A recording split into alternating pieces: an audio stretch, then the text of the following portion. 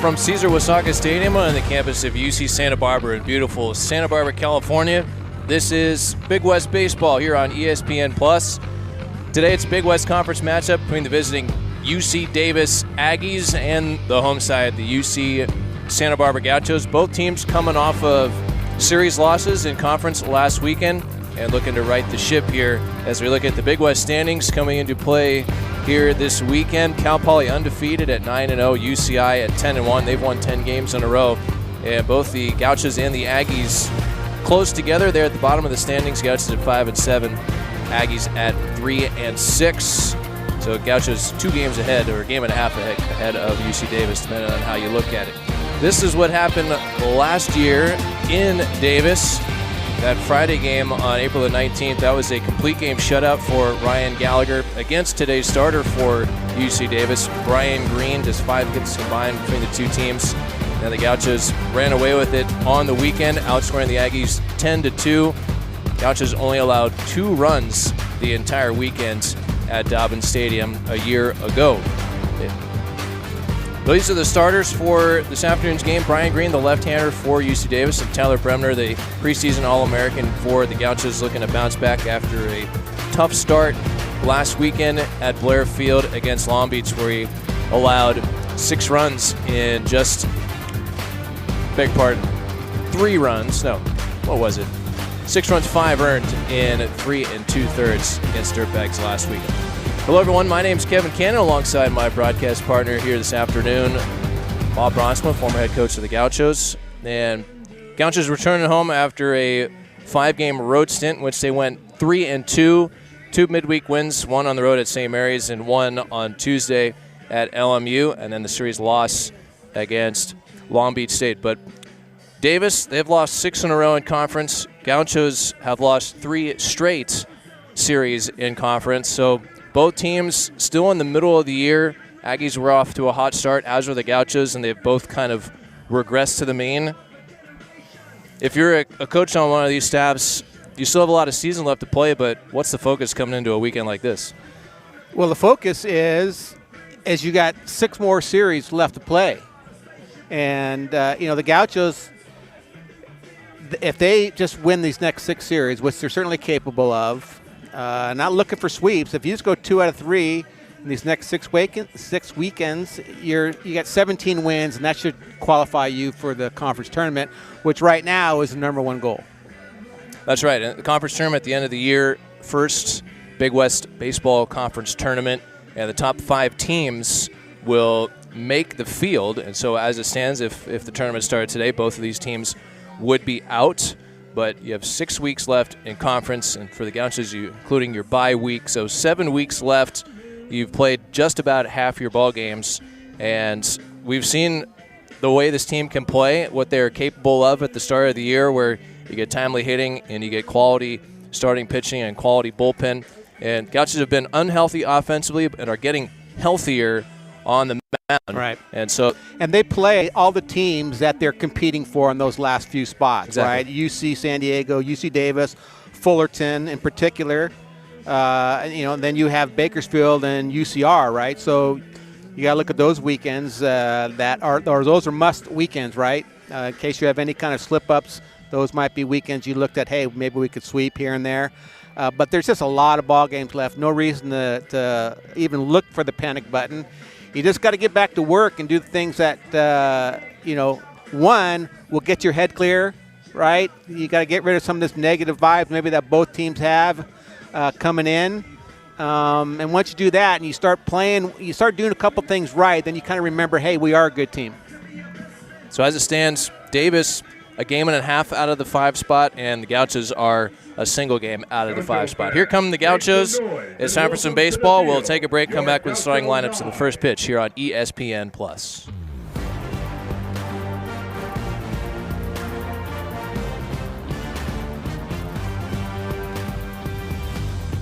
Back here at Cesar Wasaka Stadium for the top of the first inning, Kevin Cannon and Bob Bronsma here at Cesar Wasaka Stadium. I said that again. I'm trying not to be repetitive today, Bob. I'm going to do my best to not repeat myself. Move forward. Don't think about the past. Onward. Onward and upward. Onward and upward. Gauchos are on the field, and Tyler Bremner takes the ball for UCSB, and he will face a starting lineup that looks like this for Tommy Nicholson and his Aggies. Come in with a record of 13-13, 3-6 in the Big West Conference. Tyler Howard in right, Braden Woldridge in left, Corey Williams, the DH, Jason Hansen, Mark Wolbert, Alex Gouveia, the talented shortstop. Then it's Nick Leahy at second, Riley Acosta, the catcher, and Ryan Lee will be at third base today for UC Davis. And that's who they're up against. Tyler Bremner, preseason All-American, coming off a tough start last weekend against Long Beach State, in which he allowed 6 runs, 5 earned in 3 2/3. And he took the loss in that 9-6 win for the Dirtbags. And Tyler, he's been saddled with the loss in back-to-back games and looking to bounce back here today against UC Davis. Well, and I've got a strong feeling that we're going to see a great Tyler Bremner today. For himself, just himself personally, he needs something positive to go well for him. I've talked about, like, from the very beginning of the season, how much pressure are on guys like Tyler Bremner coming in as first of all, he's coming in with accolades that he earned, right? But the extra microscope that's on the kid is a lot, and so it's tough to sometimes handle those things. And so you got to look at the guy. He's got phenomenal stuff, and when he's right, he's as good as anybody there is in the country. So I'm pulling for the guy. I think he's a great kid, and I'm expecting him to come out and be strong today.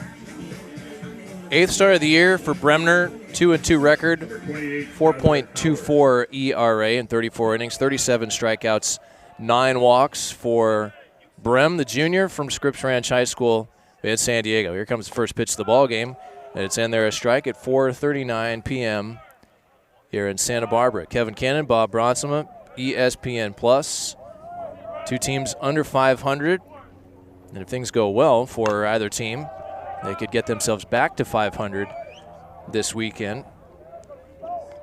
Tyler Howard hitting just a shade under 300, leading things off for UC Davis. Coming off a win on Wednesday in Reno against Nevada. They were swept last weekend at the hands of Cal Poly, who has swept everybody so far.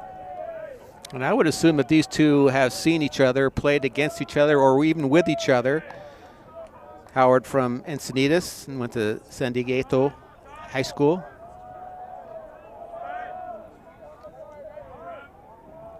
Nothing at 2. And a fastball swung on and missed, and Bremner starts out the ball game with a strikeout. And he reached back for that one, 97 miles an hour to get Howard. Yeah, and what I like about that is he went all fastballs. I think you might see more fastball attack from him today. He's got legit fastball, right? 96 and 98 consistently. He'll touch 99. And you have the Scooby-Doo changeup. And then you have the great changeup. But I think he's going to throw more fastballs. He'll pitch more maybe off his fastball than he will off his changeup, and that might make his changeup that much better. As you see the defensive alignment right there for the Gauchos. Braden Woldridge hitting a strong .351. Leads the team with 6 doubles and 18 RBIs. He swings and misses at the changeup, and it's 1-2. Yeah, breakout year for Woldridge. Woldridge also a two-way player. He has pitched 9 innings this year for the Aggies. 1-2. Changeup just off the end of the bat. And Woldridge stays alive. The outfield for the Gauchos, Liam Barrett was slated to start earlier today, but he was a late scratch for Rowan Kelly, who will be in right. Coleman center, Calvin in left. For the Gauchos. Here's a swing and a miss by Woldridge. Back-to-back punch-outs for Bremner to start things off. And again, 97 at the letters. A good location just above the zone. Yeah, because he had thrown him he threw him 3 fastballs, 3 changeups. And he got him swinging on changeups in the zone, and then went fastball up. Great pitch. Esker Nunez, Mendez, Kosciuszko on the infield. And Fernandez getting the start today behind the plate. There's a 96-mile-an-hour fastball right down the middle to Corey Williams, the DH today.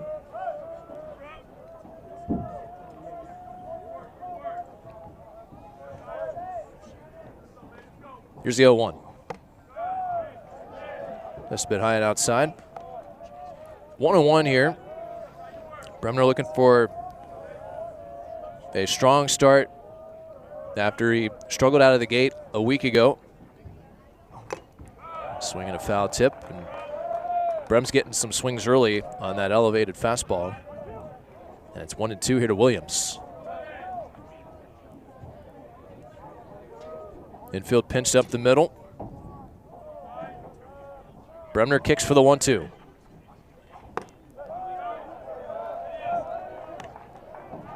Good snap to that slider.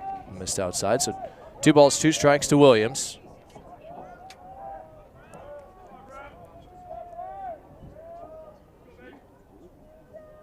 On a beautiful day in Santa Barbara. Brem to the plate. Chop foul.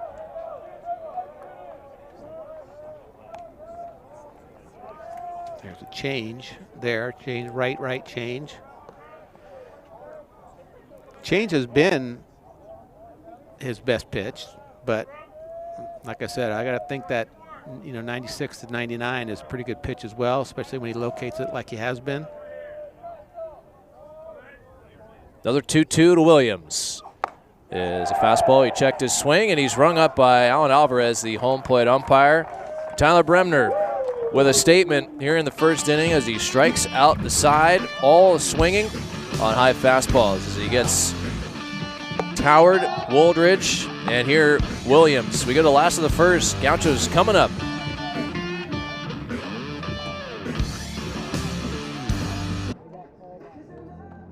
Bottom of the first inning here at Cesar Wasaga Stadium. UC Santa Barbara coming to bat here against Brian Green. And for Coach Checketts and his Gauchos, starts at the top with Xavier Esker. Then it's Latrey McCollum in center. Jonathan Mendez at second. Nate Vargas, the DH. Cole Kosciuszko at first base. Ian Fernandez gets to start behind the plates. As Corey Nunez, the shortstop. Reese Calvin in left. And Rowan Kelly gets to start today in right field. They will be up against Brian Green, the left-hander, making his 3rd career start against UC Santa Barbara, and comes in with a 1-2 record, a 3.06 ERA in 32 innings, 35 strikeouts, 14 walks. Veteran left-hander, he's been great in his career for UC Davis. Yeah, and he's been great against the Gauchos. Last year, 7 no-hit innings, 9 strikeouts, gave up 1 hit, and that hit was the home run that ended up being the downfall. That the Gauchos won that game. What did we say with that? 2-0. So, or 2-0. So he's been good. Last year here, he went 5 1/3 innings, 5 hits, 3 runs, got a no decision. But he's been good, and the Aggies are going to need him to be good. Yeah, so 0-2 in his career against UCSB, Brian Green, but with a microscopic ERA. And he goes to work here against UCSB, who has struggled in recent weeks offensively and are missing some of their bigger bats in the lineup. No Jack Holman today. Isaac Kim has been out as the first pitch to Eskers on the inside corner strike. And so Gauchos have been leaning on guys like X at the top, Latrey McCollum and Jonathan Mendez. Well, all 3 of those guys have been very good against left-handed pitching. Esker hitting .368 against left-handers. McCollum hitting a robust .529 against left-handers. And then Mendez at .318 and Vargas at .308. So he's got some challenges at the top of the lineup. Here's a pop-up. Right side might be playable there for Hansen. It's on top of the dugout. Yeah, the one thing to note, at least if you're in the Gaucho Brain Trust, with that knowledge, they have been much better against left-handed pitching this year. I'll tell you a big difference. You talked about being, without Holman, but no Kim has been a big blow for the Gauchos because he was clutch. Here's a soft liner to short, backhand catch made by Gouveia for out number 1. Kim still leads the Gauchos in conference games in RBI. He's tied with Esker, and he has the most home runs still. He's played half the amount of games. Yeah, that's a concern. Not only that, he came up with big clutch hits. So that's a big bat. That changes a lot of things. Things have to move around, but his absence kind of mirrors and coincides the Gauchos' struggles offensively. So here's Latrell McCollum. He had an 18-game hitting streak snapped on Tuesday against LMU. But he's still reached base, and he's been on base 23 straight games, so he has been absolutely spectacular. And we talked about when he was, down in the lineup, he was hitting well, but he had like 3 RBI or 5 RBI, and they've moved up. He now has 16 RBI. Yeah, he's doubled his RBI total. So he has really been clutch. 2-1 to Latrell. A couple of pitches missing above the zone from Brian Green. Green's going to be, 88 to, 92. He'll touch 93 occasionally, but mostly in the 88 to 91 range. 4 pitches. Curve, slider cutter, and a change. Senior out of Sparks, Nevada. Also coming off a tough start. He allowed 4 runs and 10 hits against Poly last Friday. But 2 weeks ago, 6 shutout against Hawaii in Honolulu, 9 strikeouts. Yeah, Davis, they've had because he wasn't necessarily throwing on Friday, because they had a tough schedule where they had at Hawaii they played Saturday, Sunday, Monday, yeah. And then they came back against and they had a Wednesday game. Swinging a foul, Trey stays alive. So they came back after going Saturday, Sunday, Monday. Then they had a Wednesday game, and then they had a doubleheader. They were in the finals time. They were at Cal Poly. They went Friday, Saturday doubleheader. So they've had to juggle their rotation around a little bit, and it's been a challenge for any staff to do that. The 2-2 is fouled back. Well, and that game against UNR, it was supposed to be on Tuesday of this past week. Right. And they got postponed to Wednesday. So instead of throwing your guys on Tuesday, or you're throwing your guys on Wednesday, maybe you're throwing your midweek guys in that game. Well, they ended up throwing the guys that were starting for them. Wood and Valdez both threw that, and I don't think those guys are starting this weekend because of it. They've had to deal with some snow. They went to Creighton and got snowed out on Friday and Saturday, and wound up only playing 2 games in that series. Yes, it hasn't been fluid. There's a fly to right. That's foul. Yeah, so a lot of challenges that they've had to face.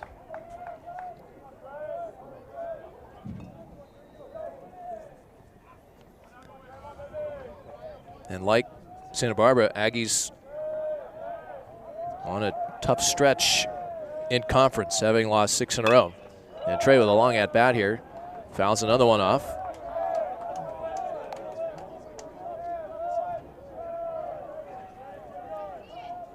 They had a lot to be excited about this year, coming in with the new video board and the lights. Big excitement on the campus. And I'm not just talking about the rallies that they have there. And picnic day. Ball forward to McCollum. A nice at-bat for Latrell as he reaches with 1 out. Yeah, that's a great at-bat right there. And that's how dialed in he's been. Here's the defense for the Aggies. Woldridge, Wolbert, and Howard in the outfield. Lee, Gouveia, Leahy, Hansen on the infield, and Riley Acosta behind the plate. For UC Davis, 3-6. They have a sweep of Riverside, and they were swept by Hawaii on the road and by Cal Poly at home.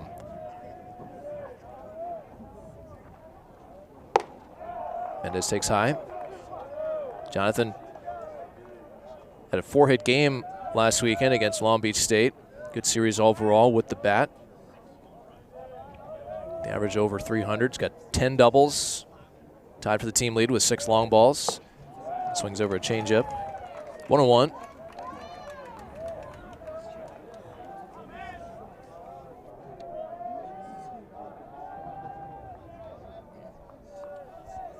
And for Santa Barbara, at least of late, good starts to ball games have been key for them, at least in terms of winning the game. So when they have started slow in games, it hasn't gone well, and when they have started fast, it has gone well. Yeah, well, they've been good front runners. That can be good, but you got to be able to come from behind. Mendez, high and deep, left field corner. Will it stay fair?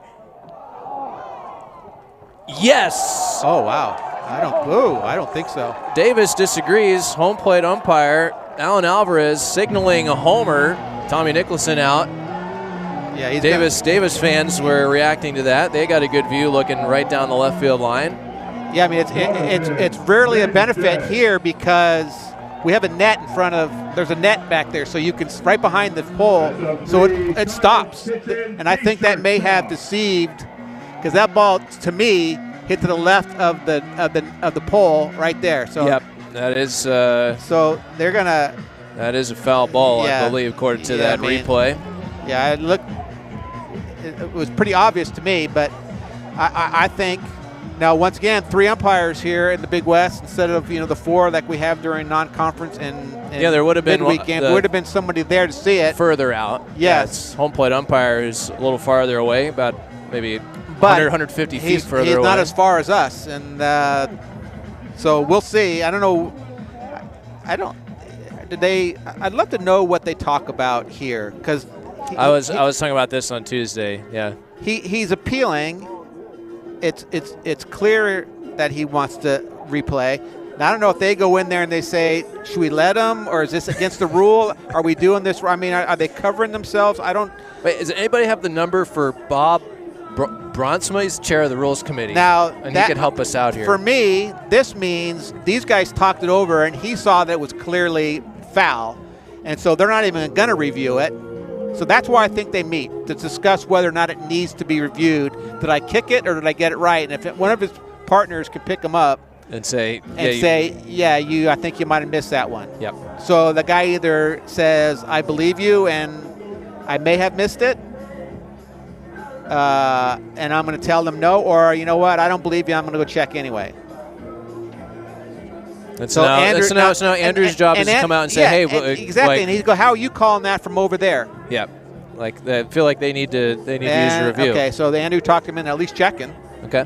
Otherwise, I don't know why they would talk to Andrew. Why wouldn't they just go check? So anyway, there's a lot of speculation here, and I don't want to get thrown out this early in the game, so I'm just gonna let it go. Yeah.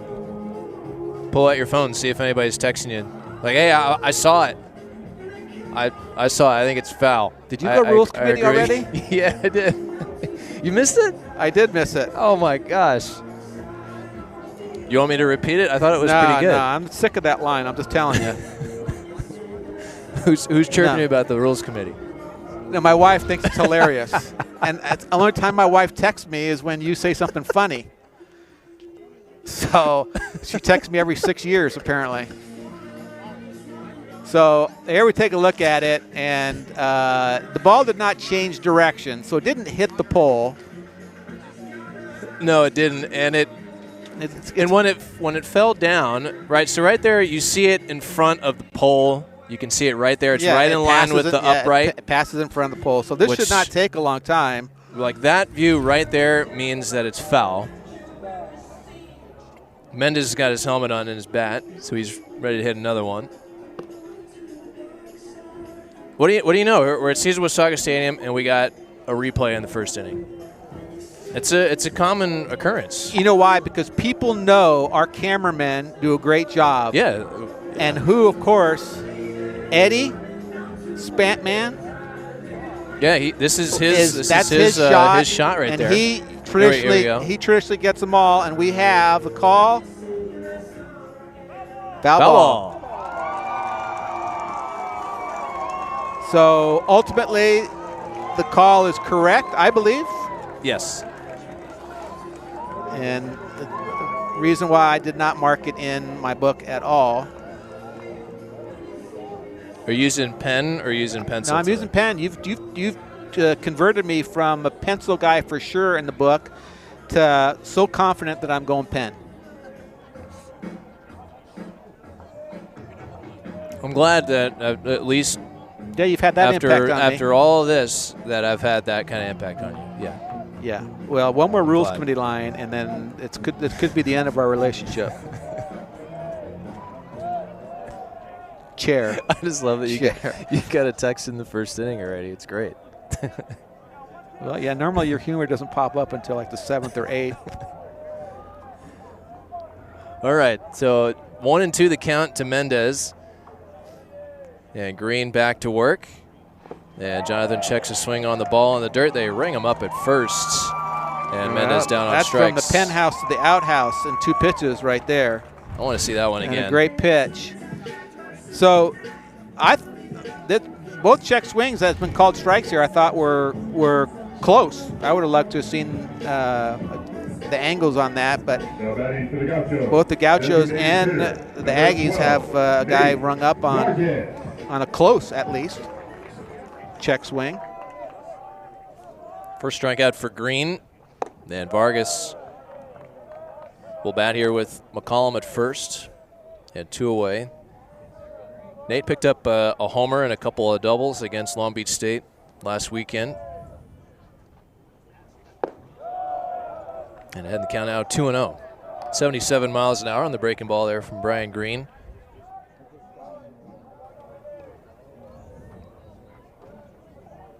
Let's see if, not in this count, but if it gets deep. There's a pop-up left side. Could be playable for Lee. Should be.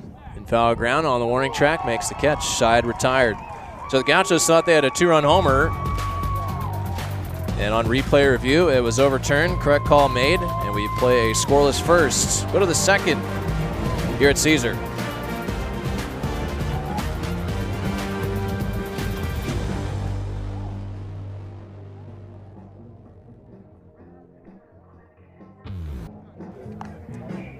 Kevin Cannon, Bob Bronsma, back here at Caesar Wasaka Stadium. Those are the numbers for Tyler Bremner through 7 starts this season. His best outing, Bremner, was the 6 innings he threw against Hawaii in that 2-1 win on Friday night in Honolulu. 8 strikeouts, 4 hits and a run against the Rainbow Warriors. Yeah, and the Gauchos really needed that, as it turned out, right? If he gives up anything else, that's even a worse weekend for the Gauchos. Yeah, after that win, it was the Gauchos were 4-0 to start conference play, and since then they have gone 1-7. Yeah, trying to turn things around. As Bremner will face Hansen, Wolbert, and Gouveia here. There's a good changeup. 1 ball and 1 strike. Jason Hansen, .214 average, is 6'4", 28 this year with a home run, 7 RBIs. Upstairs. He's coming off a year last year after transferring from Yuba College. We're at 289, 9 doubles, 3 home runs. And it's been a rough go for him so far this year. Pop foul out of play. He wishes they had a good game against Reno on Wednesday. As a matter of fact, he's 4 for 6, 4 RBIs in 2 games versus Reno, and he only has 2 other hits on the season besides those 4. Swings and misses here. 4 strikeouts for Bremner, as he has recorded all 4 outs thus far with swinging strikes. How about this start from Brem? That's the changeup right on right. Getting Hansen. Here's Mark Wolbert. Wolbert, an all-conference player early in his career. Yeah, he was a freshman player of the year. Yeah, and the Big West. Having a tough year here, hitting just .259 with 4 doubles. He has started half as many games as he has appeared in. Chases that one. 1 ball, 1 strike. Yeah, he was a freshman All-American on top of being the Big West Freshman of the Year. First team all conference on top. Hit 351 that freshman year. Hits this one back up the middle. Diving stop. Nunez to his feet, throws to first, not in time to get the speedy Wolbert. And it's an infield single. Yeah, I don't know why he hadn't been in the lineup, because he's missed some games. He's come in, pinched hit some games, but he's a talent. Maybe the numbers haven't been there, but he can do some things. So I don't know if he's had some injury issues or what, but he's a good player. First hit of the game for either team. One out single for Wolbert. And here is Gouveia. Takes one right down the middle for a strike. Gouveia last year was about halfway, maybe 3/4 of the way through the season, was the hardest guy to strike out. I think he had the lowest strikeout ratio. Well, he was in the top 10 last year the way I had, but at his junior year, he was, the numbers were incredible.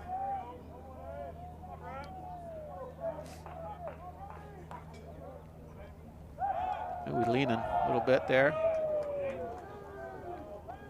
Gouveia, he's transferred from Modesto Junior College. He was there 20 through 22, so he was there for 3 years, and this is his third year, I believe, at Davis.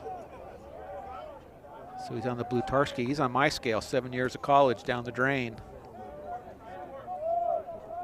You say that like your college years were a bad thing. No, my college years were awesome. That's why it took so long. Matter of fact, I just left college this June. You were in college for 40 years. No, 44 years actually. 40 plus years. Yeah. 43, yeah, that's right. Swing and a miss. That's the changeup again. When looking down the roster for the Aggies, this part of the order, there's 5 seniors batting in a row. They have 3 juniors and a sophomore in the starting lineup. So a veteran club. A lot of college baseball that has been played by this lineup. It's a bouncer foul. Gouveia, redshirt senior. Wolbert senior, and a lot of these guys have spent their entire careers at UC Davis. Yeah, and they've gone through some heck there as well. Yes, they have. 1-2 to Gouveia. Fouled back. Good hire, bringing Tommy Nicholson in. Great baseball guy. Esperanza High School stud back in the day. Ended up going to Texas. Played for Aggies. Probably picked up a little bit of knowledge there. And then he was at Stanford for a number of years, Sac State. But a good baseball guy.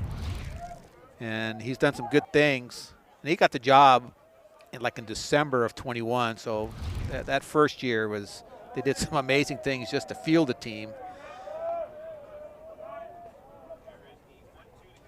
Another 1-2, a slider is low and away. Yeah, that year was tough. It was, I think they had some tryouts, and there were some guys that weren't playing baseball and tried out for the team, and all of a sudden we're playing baseball. Yeah, Riley Acosta might be one of those guys. That's a great story. We'll touch on that maybe when he comes up. Talk about a guy who was I don't know how many programs. So when I was coaching, we had open tryouts. And I'm not talking about recruited walk-ons or guys that, hey, these are guys that were like on campus, and you say, hey, we're having a tryout. Mm-hmm. This is pulled down the left field line. Nice stop on the backhand by Esker. Throws to first in time to get Gouveia with a hat in his face. Esker with a highlight play for out number 2.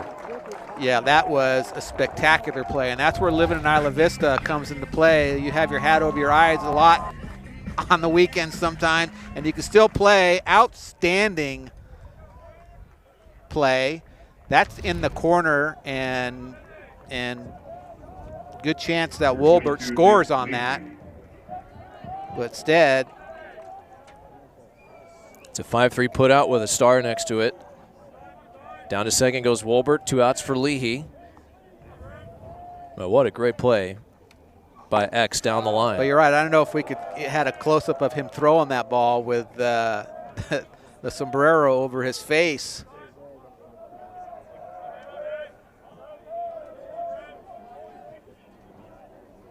Leahy hitting 272. And chops this to third. A tricky one. Foul. Yeah, he caught himself in between. The ball he probably should have tried to come and get, but then he hesitated, and his quickest reaction was to look. Yeah. So here, let's. If this is another play down the line, question of fair or foul, where you're relying on home plate umpire who's calling balls and strikes. Dealing with runners and catchers. Dealing with runners and catchers and batters, and he has to decide this is fair or foul. Yeah, the tough. As opposed to a third base umpire. Yeah, tough call right there. It was close. That was really close. I couldn't tell you yay or nay foul, other than umpire called it.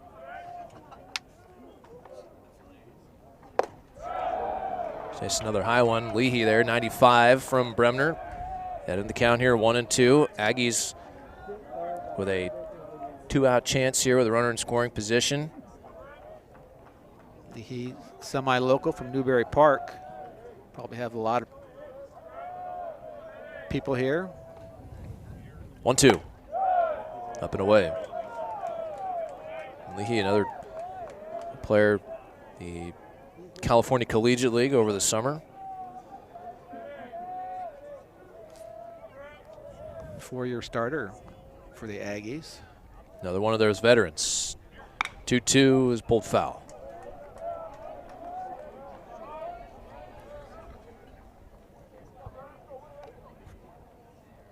Gauchos picking on that third base line. Aggies picking on that third base line.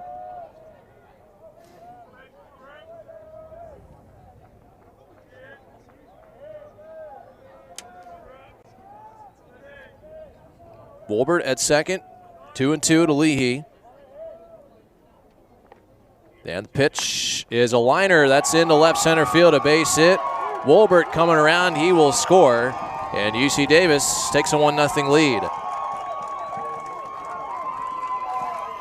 Change up down and in.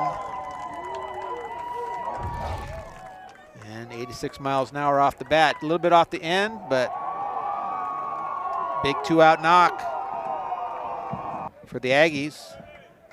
And so despite the great defense by Esker, Davis comes through with the 2-out knock. Baseball gold. As it's Leahy who drives in the run. And Davis on the board first. Here is the aforementioned Riley Acosta. Fastball down the middle for a strike. Yeah, so here's Riley Acosta. Went to a great high school program at Redondo Beach, Redondo Union. A lot of great Gauchos, Chad Pesky, R.J. Smith, to name a couple. Pulls his foul. And he's, he had, what did he have? 19 at-bats in high school. Now, they had a COVID year in there. He went 1 for 19, I'm told, in his high school career, and he came up here as an outfielder, and he tries out. And that's the year of transitioning, and there's some craziness going on and some openings. And he makes it. He makes a team, and, he's does okay his freshman year. He battles, and it's apparent that he's an incredible team guy, right? Busts his tail, does all the things you want in a guy. He knows he's living on borrowed time, and he's just busting his tail. He does a great job. Slider is strike 3 called, outside corner, and that retires the side. 5 strikeouts for Bremner, but UC Davis and Nick Leahy come through with the 2-out single to take the lead here in the second. Bottom of the second coming up.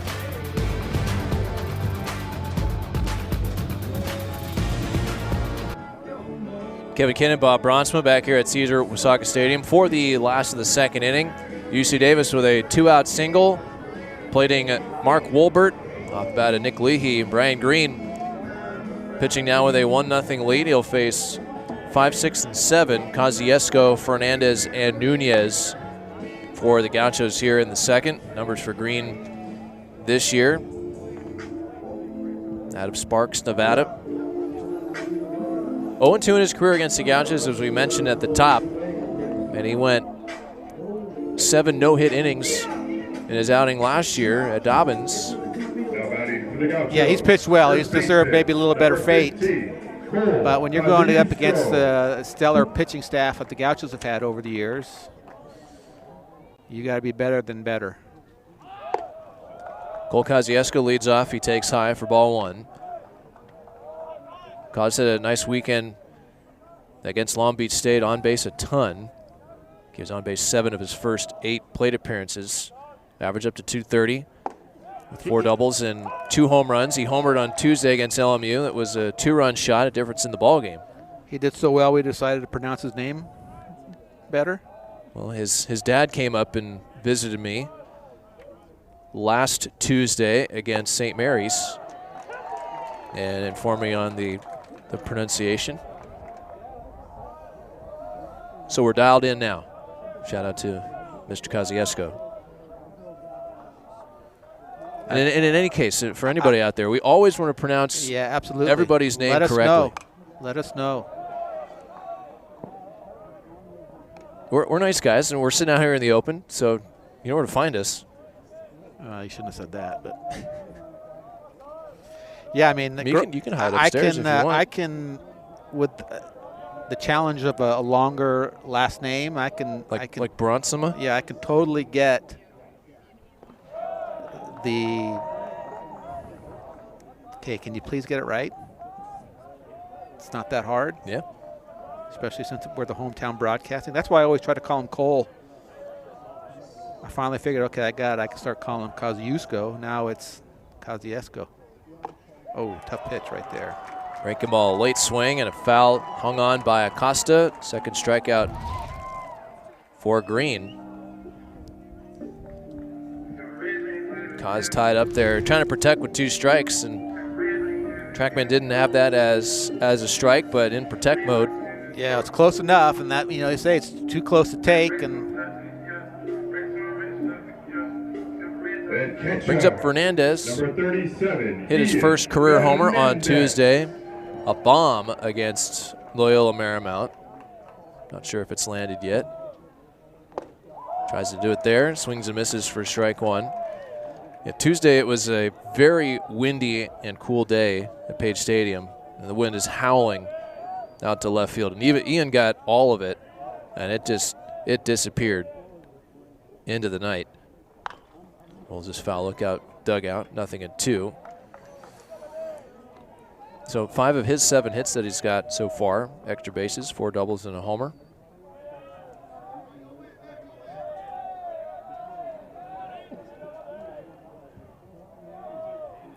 Defense very much straight away here against Fernandez. 0-2.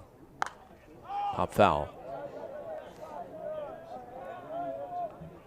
He's taking a healthy hack here so far this at bat. He's looking for another bomb.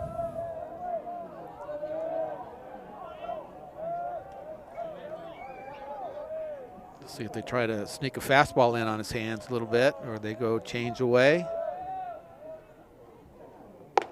Fastball in, but up. 90 miles an hour from Brian Green.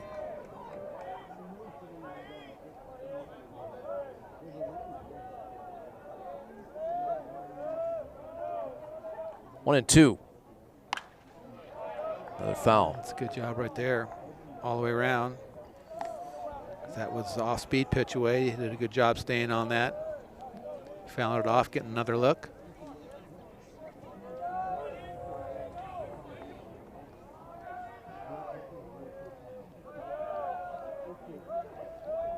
Green works from a kind of a stretch position. This one's hit hard back up the middle off of Green. It trickles into left field.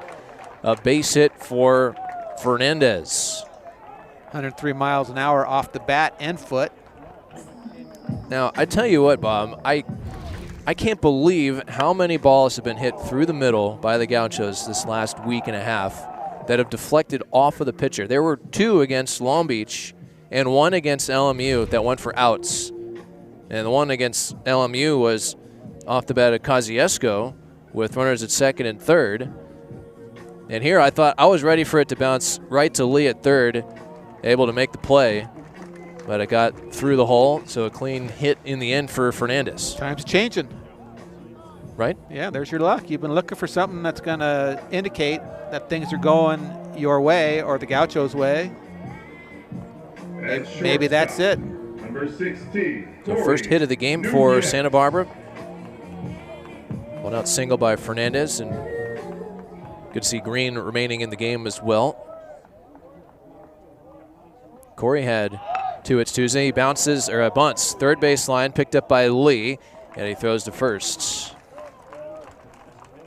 Or maybe bunting for a hit there. And Lee on his toes.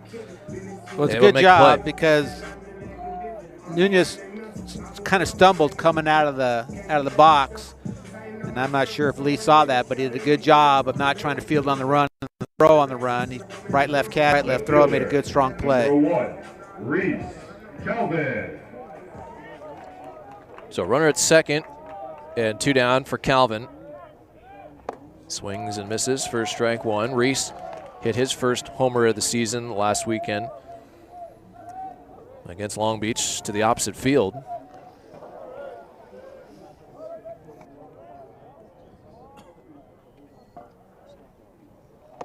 And he chases another one. He's down 0-2. So Reese on the season, 171, a double and a homer, 3 RBIs.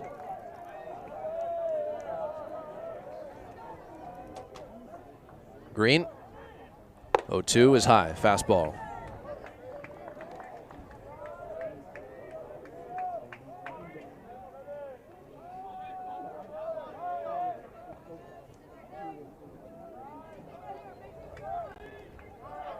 Fernandez with his lead. Here's a pitch, a little pop-up behind short. Gouveia drifting out, and he makes the catch to retire the side. Gauchos with a 1-out single. Strand Fernandez at second base. And they trail UC Davis 1-0 going to the third. We go to the top of the third here in Santa Barbara. Aggies and Gauchos here this weekend.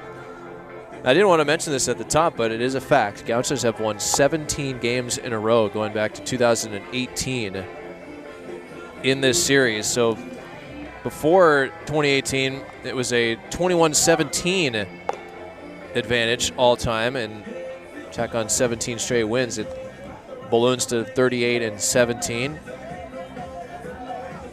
Teams did not play, of course, in the COVID year. Coach Checkets has had a lot of success against UC Davis in recent years. But right now, it's a 1-0 advantage for the Aggies. 9-1-2 due up here against Bremner. Lee, Howard, Woldridge. First pitch is a foul tip to the backstop. So Aggies, first time through the order, they have been aggressive on that first pitch fastball. And even the fastball's top of the zone.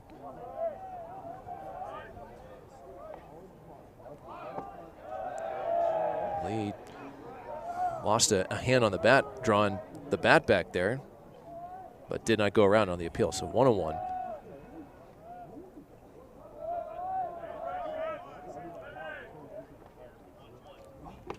Swing and a miss. 1-2. Good off speed. Now Bremner threw 2 innings, 5 strikeouts, 2 hits and a run. Struck out the first 4 batters that he faced. Here's the 1-2 to Lee. Fouled away. 96 there from Bremner. On the pitching side of things, I think one thing to make note of here at the start of the series, Bob, tell you, after this pitch, changeup is hit got him. foul. It got a piece of Fernandez. Will we see Nathan Aceves this weekend? So he went 5 against LMU on Tuesday and once again was excellent. The Gauchos haven't gotten the best starts on Saturdays and Sundays the last few weeks. Well, you won't see him as starter. I don't think you'll see him on Sunday, or will you? That's what I'm saying. Is that we should make note of it. Yeah. Well, now, as if we will. I don't know. I'm in the dark here. Yeah, I would say you would, if you're going to see him, you're going to see him on Sunday. But I wasn't thinking as a starter. I don't know how many pitches he threw, but 5 innings, 5 1/3. Swing and a miss here by Lee. Out number 1 here in the 3rd, 6th strikeout for Bremner. Even despite the recent struggles, Gauchos still in the top 25 in the land with that 3.76 team ERA.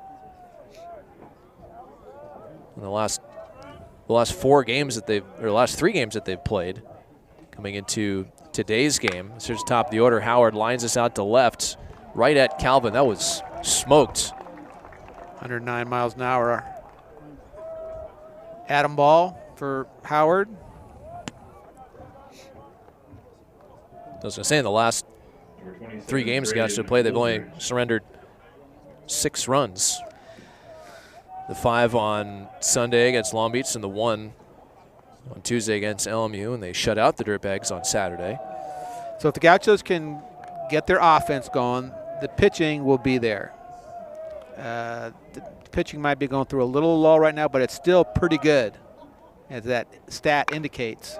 Here's a shallow pop, right field, going out Mendez. He was shaded out in the outfield grass, doesn't have too far to go, and he makes the catch in front of Kelly for out number 3. 1-2-3 inning for Bremner here in the 3rd, including a strikeout. He's got 6 as we go to the last of the 3rd.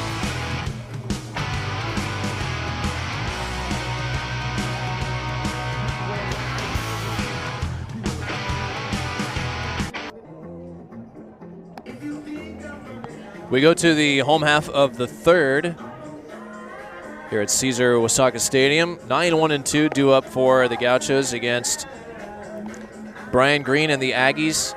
Tommy Nicholson in his 4th season.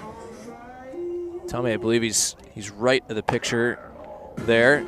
Tommy blends in with his players, except maybe with a little salt and pepper in the beard. But Tommy's in there. I think he's to the right. That's not Tommy with sunglasses. Yeah, in the middle. That's the Coach Thornton. Coach, yes. Yeah, Tommy, he's in there. Trust us. Probably on the outside of the picture to the right. So Rowan Kelly will lead off here for Santa Barbara. Number 3, Rowan Kelly. Just 1 for 9 this year with an RBI. Takes outside. We've covered who the Gauchos are missing offensively. Rex DeAngelis out, Isaac Kim out, Jack Holman out. So Jack Haferkamp, he has not played yet this year, but he was a top prospect, and he is still out. And Liam Barrett, who went homer double on Sunday against Long Beach State, fueling that comeback effort, was slated to start. Here's a bouncer, right side, a base hit for Kelly, and the leadoff man is on for the Gauchos. But Liam Barrett was slated to start today and bat in the 6th spot, and he's been hampered by hamstring, and so he is not playing today. So Gauchos very limited on their offensive players and guys who will be called upon next. Well, it's limited depth. Limited depth, yes. So what it is, it's great opportunities for these guys to come in and show what they have. And Rowan almost pretty close. Picked off there. Quick move by Green. Jason Hansen thought it was closer than the call. Take a look at it again here. It's close. Top the order. Look out. Dugout. Hey now. Who's sitting there right at the mouth of the dugout? It looks like DJ. Coach Jones. I don't think he moved a muscle, but I think it knocked the scared David. Is that David right there? Yeah, Tilly. Tillotson.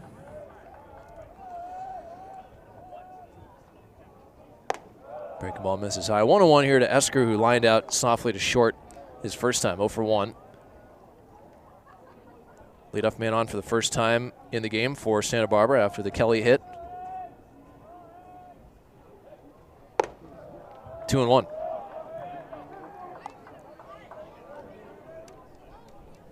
Limited depth. So guys available behind the starters today. Guys like Jimmy Zakar, Jack Meisner. I think Liam could be available to hit if needed. Esker pops it up. Right side. Long run for Howard. Leahy is there. Slight collision. It's Howard who makes the catch for out number 1. Ball was hanging up there for a long time. Yeah, that was a tough play. I thought that was going to be trouble. I thought there was going to be, and there was some communication part, and Leahy kind of got the worst of that. He's coming up a little bit hobbling. Maybe a knee to knee.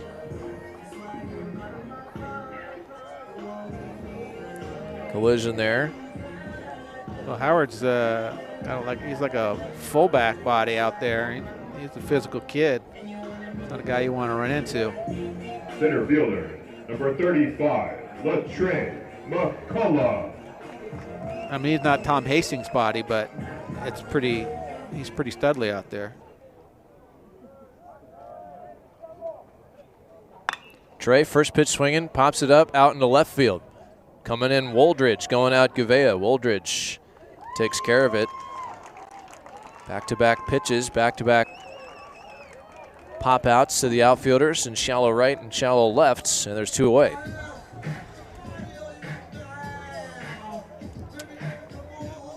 And here's Mendez, who thought he had a homer in the first inning that missed the foul pole by maybe a foot. Home run distance, it was called a home run as it happened, and replay overturned it correctly. Jonathan Mendez.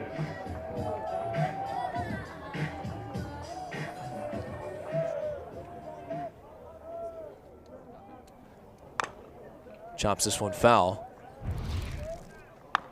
Let's take another look. Yeah, so just to the left of the foul pole. Ruled a home run. And then overturned. And we've the already replay showed that you can see the ball go in front of the foul pole. Also seen,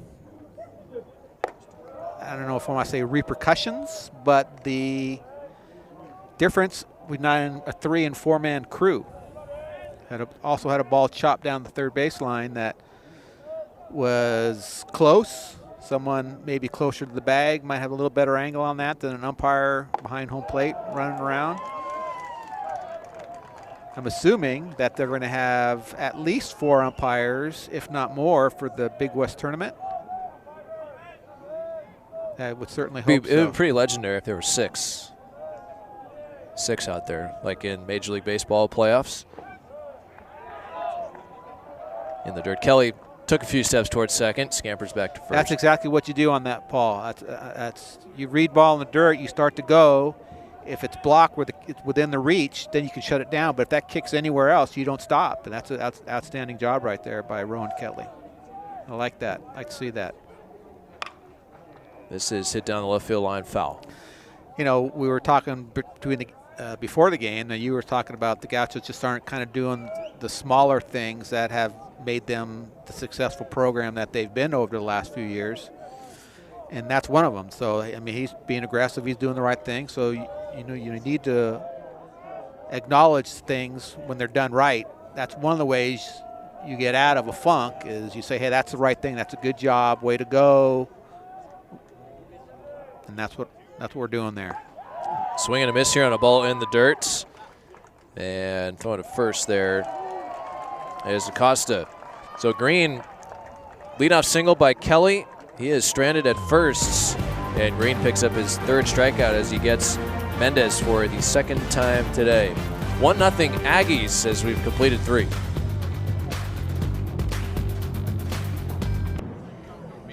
We go to the fourth inning. 1 run, 2 hits, no errors for the Aggies. No runs, 2 hits, and no errors for UC Santa Barbara. That's what happened last weekend down at Blair Field. Long Beach State 9-6 on Friday. Calvin Prosky was outstanding, shut out the Dirtbags on Saturday, and the Gauchos ran away with it. And then after building a 5-0 lead early, Long Beach State held on in the end. Gauchos had chances to tie or take the lead in the 9th inning, but could not do so. And this is what happened on Tuesday. This is what happened on Tuesday against LMU. A well-pitched ball game. LMU staffed it. Gauchos hit a couple of homers and came away with the win. But that Sunday game against Long Beach, that's an example of the games that the Gauchos have exactly won right. a number of times in the last 10 years. Bremner goes to work. Here's a first pitch bouncer off the bat of Williams, and Nunez takes care of it for out number 1. And Sunday was a frustrating game in many respects, but after the 9-0 win on Saturday, it felt like a complete team win, and you got the great start, and you're excited to see the team come back and go and win a series on Sunday, and fell flat early, and it was too little too late in the end. Yeah, they didn't get from AJ what they anticipated. Yeah. But 3-2 on the 5-game road stint. Another foul here by Jason Hansen. 1 ball and 1 strike. And at 18-9, you think, okay, Gauchos are solid. 70 in the RPI, but 5-7 in the Big West. And at this point, through 12 games, Gauchos are not where they want to be in conference play in the middle of the season. Well, Columbus wasn't where he wanted to be either, where he anticipated being. That turned out okay. They got lots of season left, a lot of ball games left. 2-1 to Hansen is a strike. 2-2. You been reading your history books? I was a history major. Hey, so was I. Actually, I wasn't a history major. It's a long story, but it's close enough. Bremner started into his windup and then stepped off, and now is asking for time, and he's going to get whistled on a pitch clock violation. Yep. I mean, he put his hands up, going like, "Can I have time?" And this is gonna cause a ruckus. Yeah, because that 21 seconds that he stopped, maybe that was, I don't know why he stopped. Well, see there, he goes, "Can I have time here?" He started his windup. Can you not give him time and use a? Well, we can't see the 20-second pitch clock from where we're at. They're next to the dugouts. But he started his wind and then stopped. I don't know. So we're trying to speed up the game with that 20-second pitch clock. And it has. Yeah. Generally. Is that your final? Is that your final answer? That's my final answer. Sticking with it. Like I said, it's too early in the game to get thrown out. So, Coach Checkett's here. Like the umpires are going to rule a pitch clock violation, and they're going to run back to their position. Andrew's out there waiting for explanation. He's not going to be happy with what he hears, and so it goes from a 2-2 count to now a 3-2 count to Jason Hansen.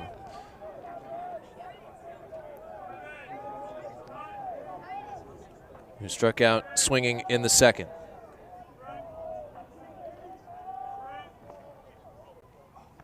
And the changeup hits Hansen. And one out base runner for UC Davis. it was change. And he has the pad there, although I think that might have been a little bit above the pad, but I tell you, you'd rather get hit by 84 than 96. 33, Mark Wolbert. But you put a base runner on in front of Wilbert. Reese with an infield hit his first time in the second inning. Came around to score. First pitch, a changeup, inside corner strike. So Brem with 6 strikeouts through 3 1/3. It's now at 227. So he's past Egger, and he's 2 away from Mikey Gutierrez on the career strikeout list. There's a changeup swung on and missed by Wolbert. That's 0-2. Next on the list after Gutierrez, Bob, Shane Bieber. I've heard of him.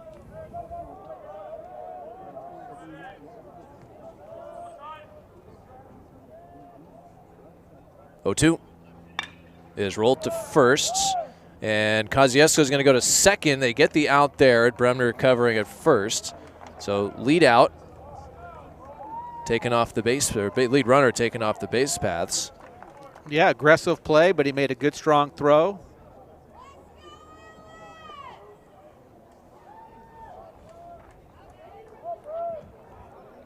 Corey making sure of the out, keeping his foot on the base, unless Tommy Nicholson thinks otherwise. I don't know, potential was his foot on the base. He might. That's a play as a shortstop. It's a long throw. You got a good runner, left-handed hitter. You just play first base there. You just boom, make the catch, don't do anything. And that's what it seemed like he might have done. And he did for the most, but just not as. He was trying to do the exchange, so he's. I think he stayed on. I think that's gonna. I think the Gauchos are gonna win this one, or actually, Davis is gonna lose this one. But you just play first base in that situation. Boom, catch, step off. No need to make another throw. Slow. Yeah, this is a know your runner situation with Wolbert. Absolutely. Where it's a slowly hit ball and it's over down the line. It's a long throw to second, long throw to first. And then he's on. I'm pretty sure. Right. Foot is on base, and now ball is in glove. Foot still on base. That's all you need to see there. Yep, I think that and Corey, that should be enough. That Corey is an exceptional defender. Yeah, it's and as a shortstop, it's always sleight of hand, sleight of foot to make the turn as quick as you can. Yeah, and that's the thing that I'm not a fan of the replay on. That that. The spirit of the game. The spirit of the game, yep. Yeah. So, hey, we're going to try to get out. The guys can't go after you like they used to be able to go after you, so you don't really need to get out too often. But for the safety of the player, you're okay with him. But that's what the replay does. They're going to say, well, do we need a closer shot of that to make sure a spike was touching? It's just a little above and beyond what I like. Here comes Alan Alvarez. I think they're going to get this one correct as well, and that means out. Yes, they did.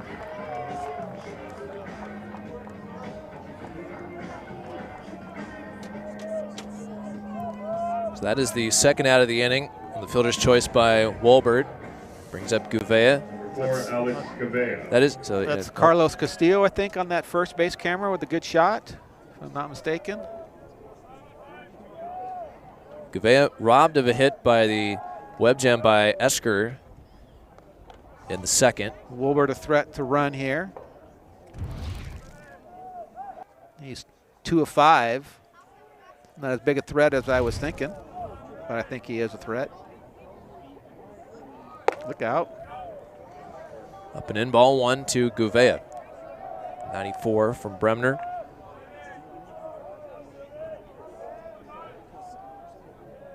Also keep in mind, Ian Fernandez behind the plate. He's got a great arm, and he showcased that on Tuesday. Early in the game, he had a ball in dirt that kicked out 15 feet in front of him, scrambled to his feet. This is hit down the right field line, foul. And all in one motion, bent over, barehanded, spun, and threw a perfect strike just above the bag to get the runner trying to advance on a ball in dirt. Yeah, well, the type of play that we've been excited to see Fernandez make. Yeah, he is a outstanding athlete back there. I mean, just a prototypical catcher's body and the cannon of an arm. There's a lot of growth still in his game, but the tools are just outstanding. piece of clay, as they say, is something nice to work with.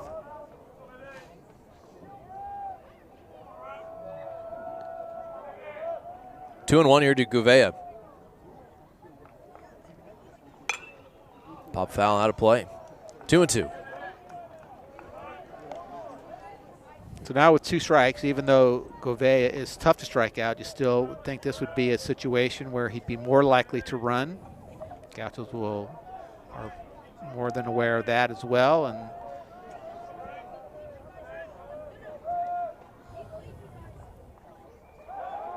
check on Wolbert again.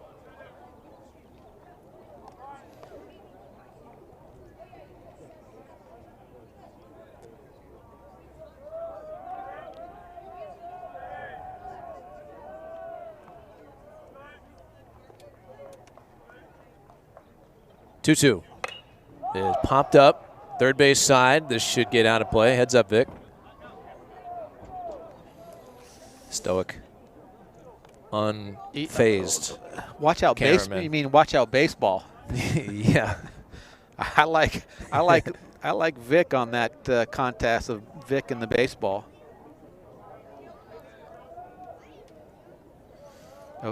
Wolbert's been frozen a couple times.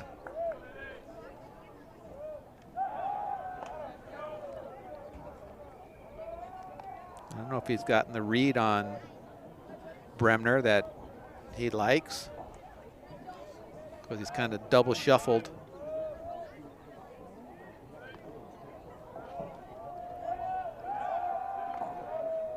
Santa Barbara certainly anticipating Wolbert being on the move. Speedy guy, 2 outs, a 2-2 count. You got a good bat handler at the plate, doesn't strike out a ton. In fact, these Aggies as a team really don't strike out a lot, put the ball in play an exceptional amount. Wolbert does go, and it's a pop-up, and it's foul just into the seats. Look alive down there.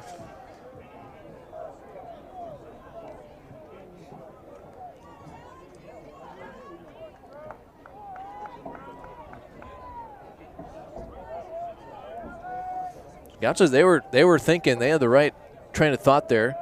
Yeah, with Wolbert getting the start from first. Yeah, and he got a good jump on that one.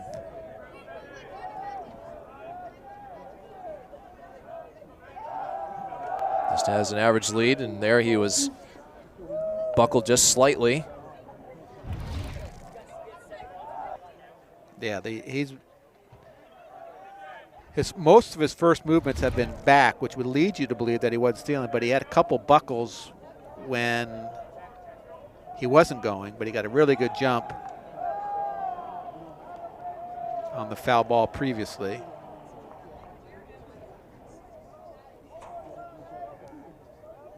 Situation where you have a guy that doesn't strike out a lot, sometimes you have to try to steal this 3 or 4 times. Still 2-2 to Gouveia. Wolbert bluffs, and it's hit foul. Yeah, I don't know if it was a bluff as much it was him identifying the fact that he didn't get a good jump. There's 2 different types of ways you read about what your jump is. The first is your reaction to the pitcher's first movement. Your second read is where you are once the pitcher has started his delivery to plate. So that one he read right away that he didn't get a good read. But the jump is also where it is when the ball is coming out of the pitcher's hand, and you can shut it down there as well. Wolbert on the move again, and it's pop foul. Yeah, and that's one of those situations I'm talking about where he might have to try to steal this 3 or 4 times. Well, I was going to wait till next inning, but I do want to say it. Another big series this weekend in conference play, or non-conference, with Irvine visiting Oregon State, and they are just underway from Goss Stadium. And Irvine with 2 on the board already. They have been an offensive juggernaut, and it's a big series for them to solidify their case nationally. Yes, absolutely, and for the conference as well.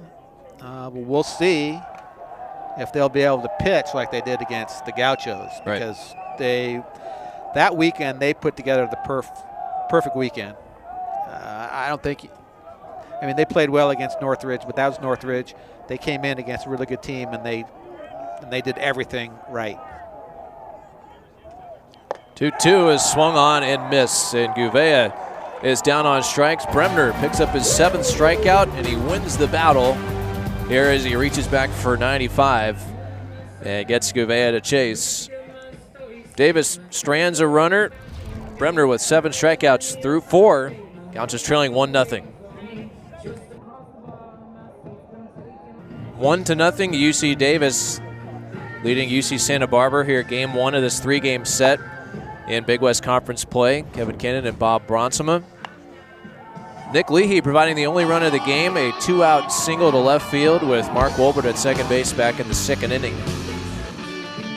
After a great play made by Xavier Esker, potentially robbing Davis of a run, Leahy comes through with the 2-out, 2-strike single.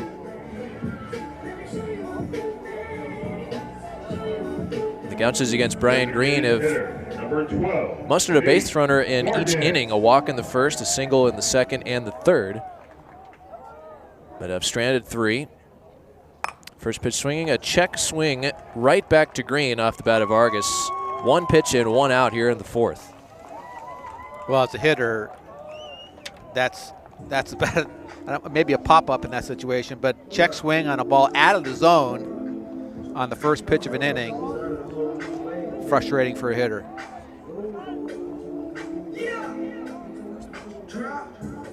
It's 1 down for Kosciuszko. So Irvine up 2-0 on a 2-run single by Castagnola. Guy that we didn't see when they were right. here. He had, I think, a hammy issue, or maybe it was a hand issue. Either way, did not play that weekend. And he came in with some good numbers. Just didn't get a chance to see him. 2-0 now to Kosciuszko, struck out swinging in the 2nd. And it is Riley Kelly getting the start for the Anteaters against the Beavers. Yeah, I think they've dialed in on their rotation.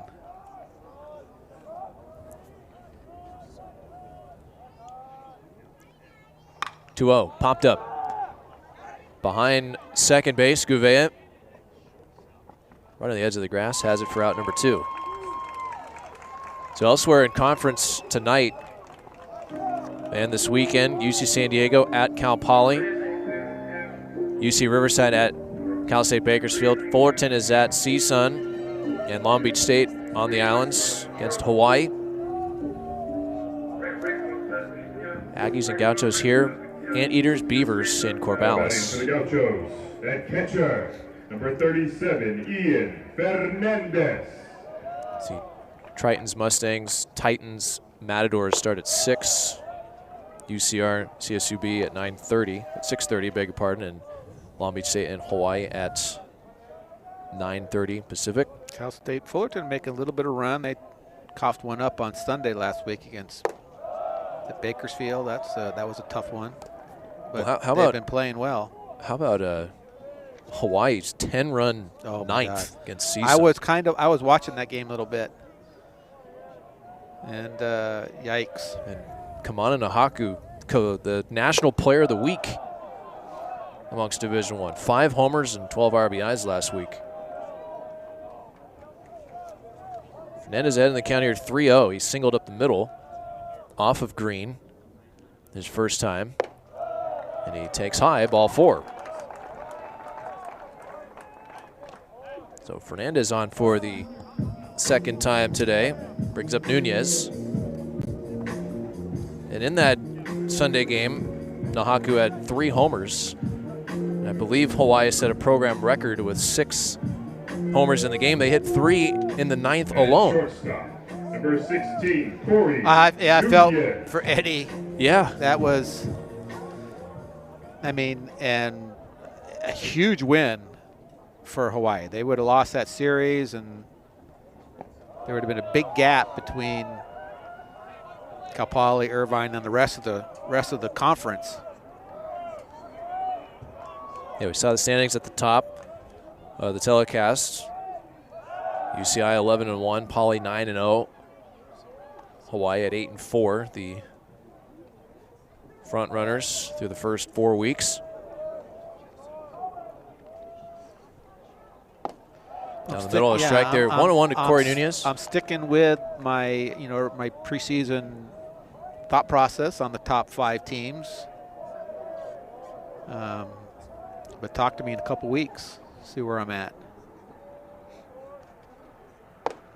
Another one right down Broadway. 1-2.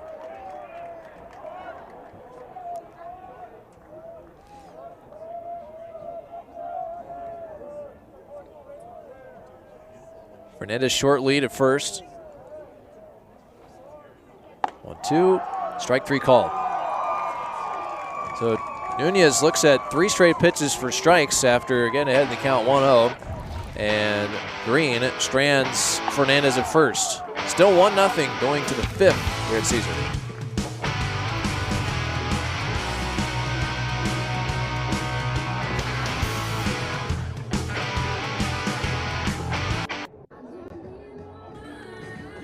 One nothing Aggies. Just 4 hits combined between the two teams against the starters Bremner and Green. Bottom third of the order due up for the Aggies. These are the ERA leaders for UC Santa Barbara. Jackson, Aceves, Prosky. They have been outstanding all in their, Jackson and Aceves, their first years as Gaucho. Prosky's in his sophomore season. And Tyler Bremner with the 4.24 ERA. Trying to work that down below 4 and bounce back after last week. And he's done well in this game. The 2-out single against him. The 1 blemish, but he's got 7 strikeouts. Yeah, but that's just some of the reasons why nobody wants to see the Gauchos in the Big West Tournament, except the Gauchos, because they all know that their pitching can just dominate, and if they figure it out offensively, it could get, they could make a big run. But that's a big if, right? Because right now they have been struggling to score. And are on the outside looking in the standings. And it's 2-1 to Nick Leahy, who had the 2-out single, plating Wolbert in the second. 1 for 1. This is Leahy's 168th game as an Aggie, 4-year starter. As a freshman, he led the team in home runs, doubles, RBIs, and that was when he was playing shortstop, mostly. Right there, the outside corner. Great pitch there from Bremner. 2-2.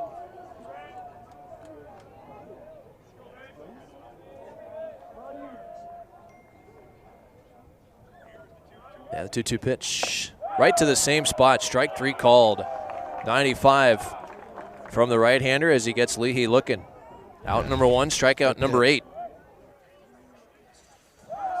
One of the things that you notice that the Gauchos really like to pitch up with that velocity, understandably. But there is a place for a fastball down in the zone. There's a bouncing ball into left field, a base hit for Riley Acosta. First pitch, breaking ball. Yeah, Acosta did not want me to finish his story about the fact that he converted to catcher after that second year when he was, hoping to make the team. And at that time, Tommy Nicholson was bringing in all his players, and then they reloaded a little bit. He had to figure out a way to do it, so he started, catching bullpens and being a bullpen guy and doing all the things that you would need to do to learn how to catch. Went and played summer ball and caught. And now he's a leader. Not easy to convert to catcher. No. Well, unless you're an athlete. I mean, clearly he is. Still not but, easy. It's, hard work usually can solve a lot of problems. 0-1 to Lee. Pulled foul. 0-2. Strikeout victim in the third. What do they say? Work usually works when nothing else works. So clearly, Riley Acosta went to work on his game. Now he's been a middle of the lineup guy for most of the season. 0-2 to Lee. Fastball is outside. Bremner looking for his 9th strikeout on the evening. It would be a season high.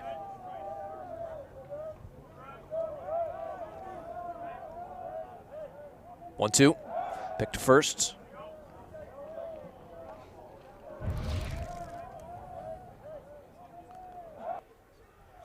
But I wonder, do you guys have an open tryout? Or do you just have like 80 guys on the roster and then you just start making cuts? So there's like no open tryout. We haven't had an open tryout for a while. Yeah. Yep.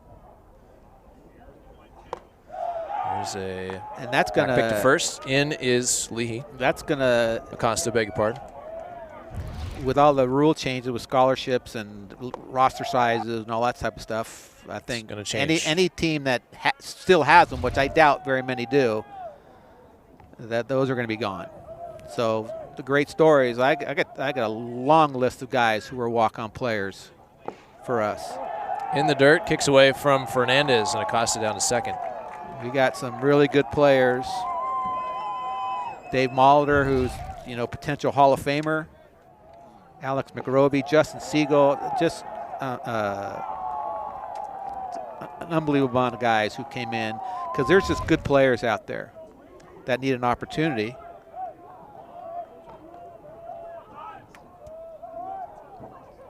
Three and two to Lee. Is pulled into left field, a base hit. Acosta had to make sure it went through, so he only advances 90 feet. But the off-speed pitch with 2 strikes is hit into left field. And it's first and third with 1 down for UC Davis.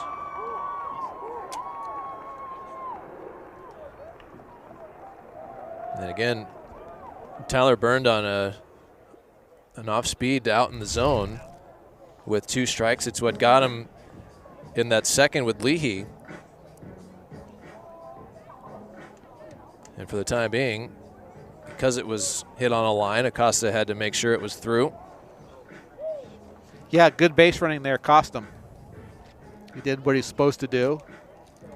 Had he not, he would have scored easily on that ball. But once again, you got to reward doing the right thing, even when it technically hurts you. Yep, back on line drive. Yeah. So that's a good job, and so you have to reward the right things even when they don't work, so people don't get discouraged. Coaching lessons from Coach Bronsema. No, I agree with you 100%. Well, we've talked about this before, this is really a mental game, and there's a lot of things that can go wrong in here, but you can control a lot of that by doing the right things. And so when they do that, it's not always about line drives and all that type of stuff. That's really pretty, but you got to play the game a certain way and play it right, and that's what has to be rewarded. So when you go in a funk, it's not totally mental. First pitch swinging, Howard. Down the count 0-1. Howard is struck out and lined out.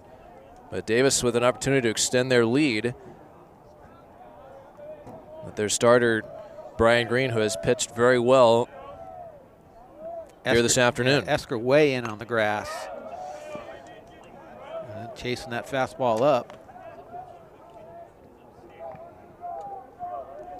Howard had the best batting average on the team last year at .302. Didn't qualify, had the qualifying at bats to make it, the official leader.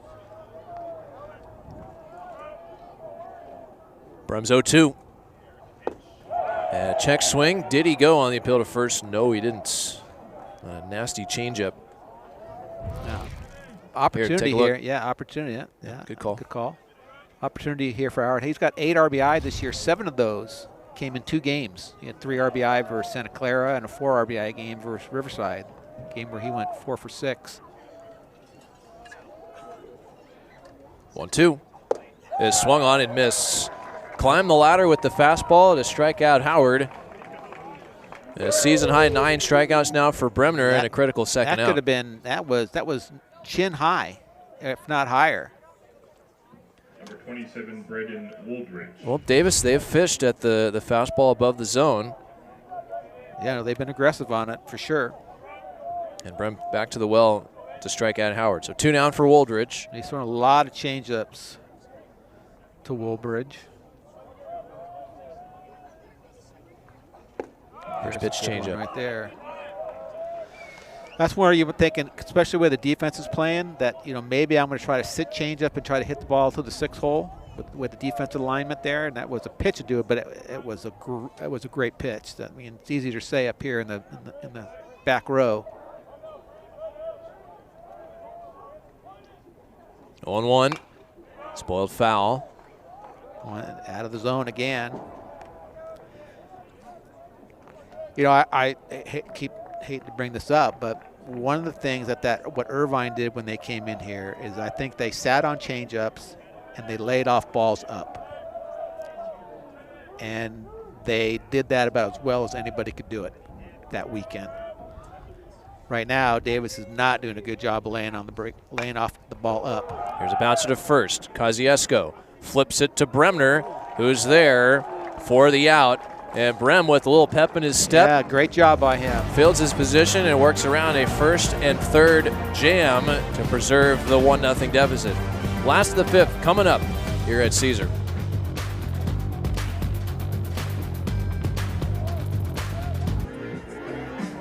We go to the home half of the 5th inning. Kevin Cannon and Bob Bronsema. Game 1 of this 3-game set. 3 o'clock tomorrow, 1 o'clock on Sunday. Gauchos have one more home game on this stretch. 4:35 against Pepperdine on Tuesday. All those games be right here on ESPN+. And for the Gauchos here, Calvin, Kelly, and Esker, 8-9-1 against Green. He's got 4 strikeouts. He's allowed 2 hits. Has not allowed a run. 2 walks in 4 innings. So Gauchos have had a base runner in each inning. Haven't been able to do much with them. Aside from the Fernandez single up the middle, not a ton of hard contacts, some soft lineouts, a couple of pop-outs, some shallow fly balls. And the strikeouts, of course, as Calvin takes a strike. So Green, he's pitching out there. He's moving ball around the zone, keeping guys off balance with his off speed. And throwing a lot of strikes. And he's throwing a lot of strikes, exactly. Took the words right out of my mouth, because earlier in his career, that was a little bit of a problem for him with the command. And I had a brief talk with Zach Thornton about that. And he implied that he's really matured. He used to let some things bother him when he was younger. 0-2, that's pulled into right field, a base hit for Reese Calvin. So another leadoff single for the Gauchos, and trailing by 1. See how they approach this with throwing Kelly up here. And that was a good pitch down the zone. He went down and got it. Third hit for Santa Barbara, all singles. Once again, they have a base runner. So here's Kelly. He singled the lead off the third. Right fielder, number 3, Rowan Kelly. Gauchos have worked on bunting a ton with their offensive woes, trying to generate some offense, and Rowan squaring early, and he bunts foul. Okay, so in my day, things that just ring in my head playing for Coach Gillespie is he's stay in there. Where are you going? Stay in there. You have to see the ball down. And he bunts. It's out to the mound. Green won't even look at second as he throws out Kelly, who did see it down there. Yes, he did. He was kind of running out a little bit on that first one. That's what I said. You got nowhere to do but get that ball down. That's a good job right there. So a runner in scoring position for the top of the order, Esker and McCollum. Xavier. A couple shots potentially for the top hitters for the Gauchos to try and tie this thing against Green here in the last of the 5th. Look out, third base dugout. Esker down the count, 0-1.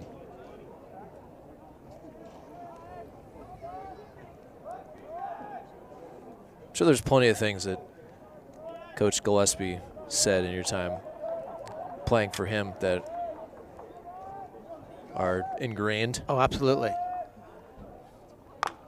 Absolutely. I mean, it's like the things your parents tell you, right? You know, put your shoes away, clean up, do this, do them, boom, boom. You hear it 4 billion times. I think you're not supposed to listen to your parents. You're supposed to listen to people you're supposed to. Oh. This is in the dirt, and Reese was going back to second. Acosta couldn't see it. And Calvin caught a break because if Acosta had seen it, Reese was going back to second base. In the end, it's a wild pitch. And now tying run is 90 feet away. That one a tough, tough task for spike. That Acosta. barely almost got the dirt. Did get the dirt. Almost got the grass. Almost got the grass. Thank you. Babe. This is chopped to third, and trying to drop the tag in was Lee. He has time to throw to first, and Hansen able to get the tag on Esker, but that was almost a disastrous double play for the Gauchos. Yes, good base running right there by Calvin. Because he had to dive back to third. You know, clearly they didn't have the contact play on there. That would have been the only other way they could have stayed out of that. When it's a big situation here for the Gauchos, but that brings up an interesting topic for that double base. Here's Latre, and he hits a soft liner to second, caught by Leahy. And the Gauchos strand a runner at third base with a softly hit ball to third and a little pop out to second base. Brian Green is through 5 shutout innings here. 1-0 going to the 6th.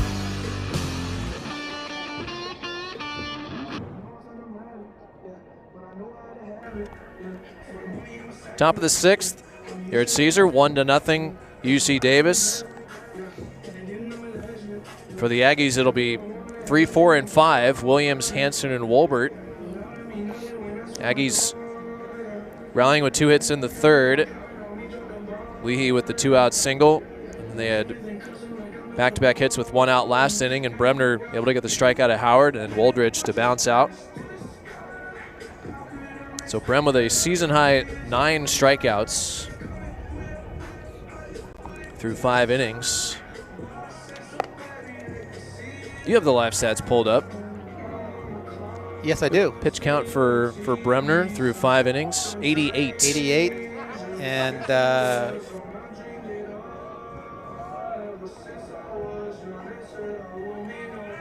Green was at 75, I think. Number 9, Green has been efficient. Not a lot of hard contact against him. So Williams to lead off here against Brem, 0 for 2. Slider for a strike.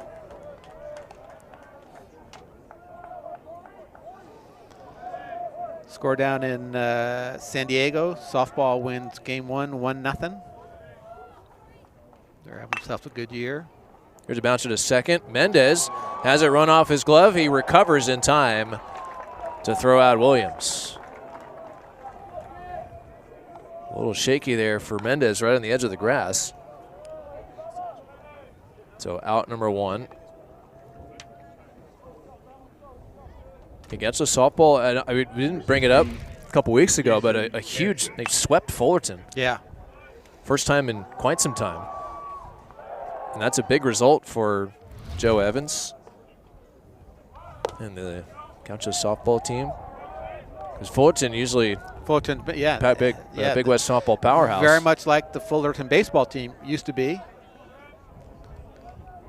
So yeah, an outstanding win for them. Fouled straight back. There by Jason Hansen.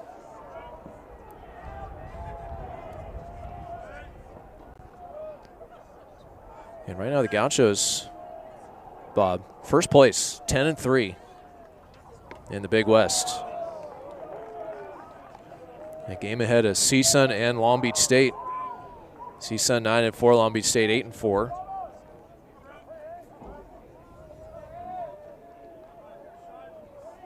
Gauchos having a strong second half to their season. 1-2 outside there to Hansen. Yeah, good for Joe, her staff, and their whole team. Great people. Enjoyed working with Joe, and I was here. 2-2 to Hanson, low and away. Last week they swept Cal Poly here at Campus Diamond. They will play one more tonight against the Tritons. Finish that series tomorrow. 3-2 is it foul.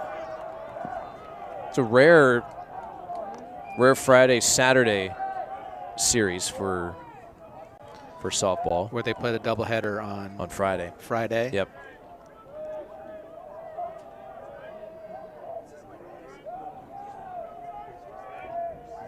Hanson hit by a pitch his last time on a 3-2 pitch. 3-2 again, pop foul.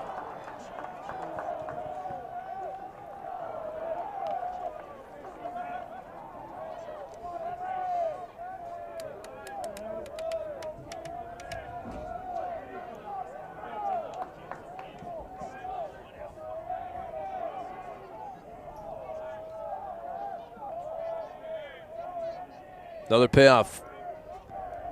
On its way to Hanson. Bremner deals. Changeup is hit foul. So softball first place 10-5. Game ahead of CSUN. Game and a half against Long Beach. And they still have Long Beach here at home next weekend. And they finish the regular season on the road at CSUN. So two big series ahead. It's in their hands. They still have to go to Hawaii. Tough place to play, I would assume. 3-2, popped up. Right side, Mendez clearing everybody out. Has it for out number 2. So again, Brem dealing with a long at bat, wins the battle.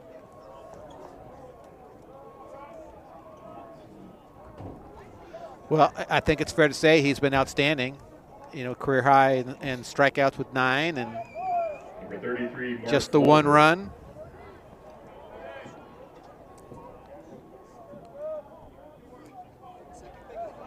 Wolbert has singled and reached on a fielder's choice. He scored the only run of the game. Back in inning number 2. Takes low for ball 1.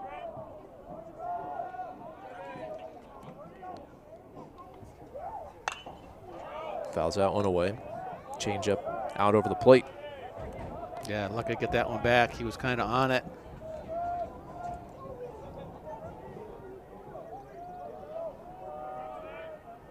Holbert from Petaluma High School, home of Gaucho great Scott Longacre. Yes, he did. Another ball up out of the zone. 1-2 now to Wolbert. Slide pull shift on the infield. Shadows creeping across the diamond. And a changeup is bounced towards third, waiting for a funky hop off the edge of the grass. Esker stays with it and throws out Wolbert for out number 3. 1-2-3 inning for Tyler Bremner, who has held the Aggies in check. Gauchos need to get on the board, trailing by 1, going to the home 6th.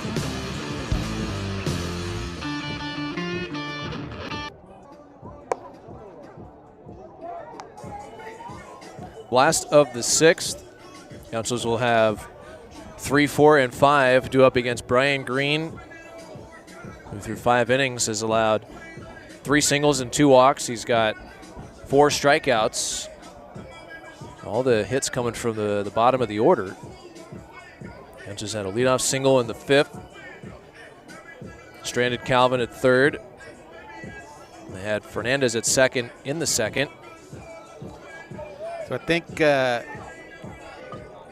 Coach was forced to take a timeout there because Mendez wasn't quite ready. I don't know if he had to adjust something in the locker room or what, but he wasn't ready to hit, so Matt Fontino let the umpire know, hey, we're going to take an offensive conference to get him ready so there wouldn't be a strike against him. It's a good play, good recognition there by Coach Fontino. New things that coaches have to be aware of. Yes, who's on potty break or who's not. Well, yeah, are your players ready to to hit. They know that they're coming up. First pitch inside corner strike. I see Liam Barrett in the on-deck circle.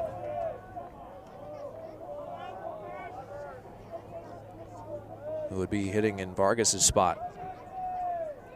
0-1 to Mendez, who struck out twice against Green. He takes break ball at the knees for strike. 0-2. And Liam Barrett was in the starting lineup at least in the morning, and then that got changed. So whatever it was, it's kind of the hot bat guy maybe, where he had the good game down at Long Beach. But Vargas has been a good hitter for the Gauchos, so it's an interesting move. 1-2 to Mendez. Is pulled sharply on the ground to third. Lee picks it and throws to first. It's a good play. He had him. That ball was hit hard. He kind of had Lee on his heels a little bit, but did a good job moving his feet, gathering up, making a good strong throw. Once again, that's you and I have talked about levels of play, and that was that level 2 type play. Just for clarity, as we have the hitter here. Yeah, Barrett will come out to hit for Vargas, who again he had that check swing on the first pitch on a high fastball. His last outing, where he bounced out to the pitcher. His last at bat. So we talked that there's like 3 types of plays that an infielder have, and that is the routine play that an infielder should make 100 times out of 100, right? You give him 99 because maybe he throws it away, but it's the routine ball that's hit. And then there's a level 3 play, which is the great play, the play that Esker made in the first inning, and that you make those plays once in a blue moon type thing. And then the level 2 play is the play that the fan sees that looks like a routine to difficult routine type player. But if you play the game, you understand that was like a good play. Right. Like the play we had Esker made in the last one was a weakly hit ball, but it hit the lip, and he had to make a good play. That's a level 2 play, and that level 2 play, it's a difference between a great infielder and an average infielder and a bad infielder. The amount of those plays that you make on level 2. Barrett chases one out of the zone. He's down on strikes. 5th strikeout for Green. And there's 2 away here in the 6th. Another fastball up out of the zone.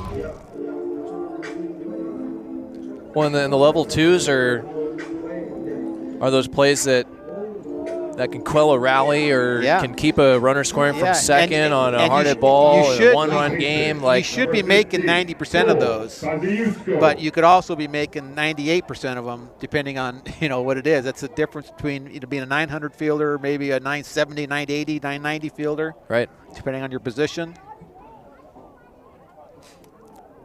The ones that take the funky hops, or it's a short hop, or it's in between you got the in-between ones. All those things that look, when you're in the stands, those look normal. Yeah, or something where you get the range to your backhand. Spin on it, all those things. All those things.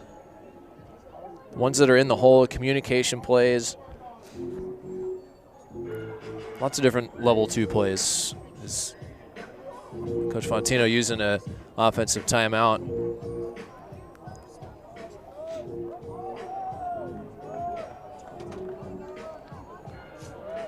Gauchos could use some more stolen bases. 26 of 34 this year. Haven't attempted one yet tonight. But might be a scenario, trailing by 1, where you'd like to steal a base. Here's a fly ball down the right field line, towards the line. On the move and making a great catch is Tyler Howard. Sprawling on his forehand side, and Robin Kosciuszko of a hit. Well, certainly that'd be a level 3 play for an outfielder. There you go. Outstanding. And almost, this good awareness, body control there for Howard. I think he knew he had to go into a dive, and went into the dive. It was a tweener dive. And then realized, I covered more ground than I thought, and kind of had to short arm it, and still made the catch. Great play, Tyler Howard. Keeps Gauchos off the board here in the 6th. 1-0 Aggies going to the 7th.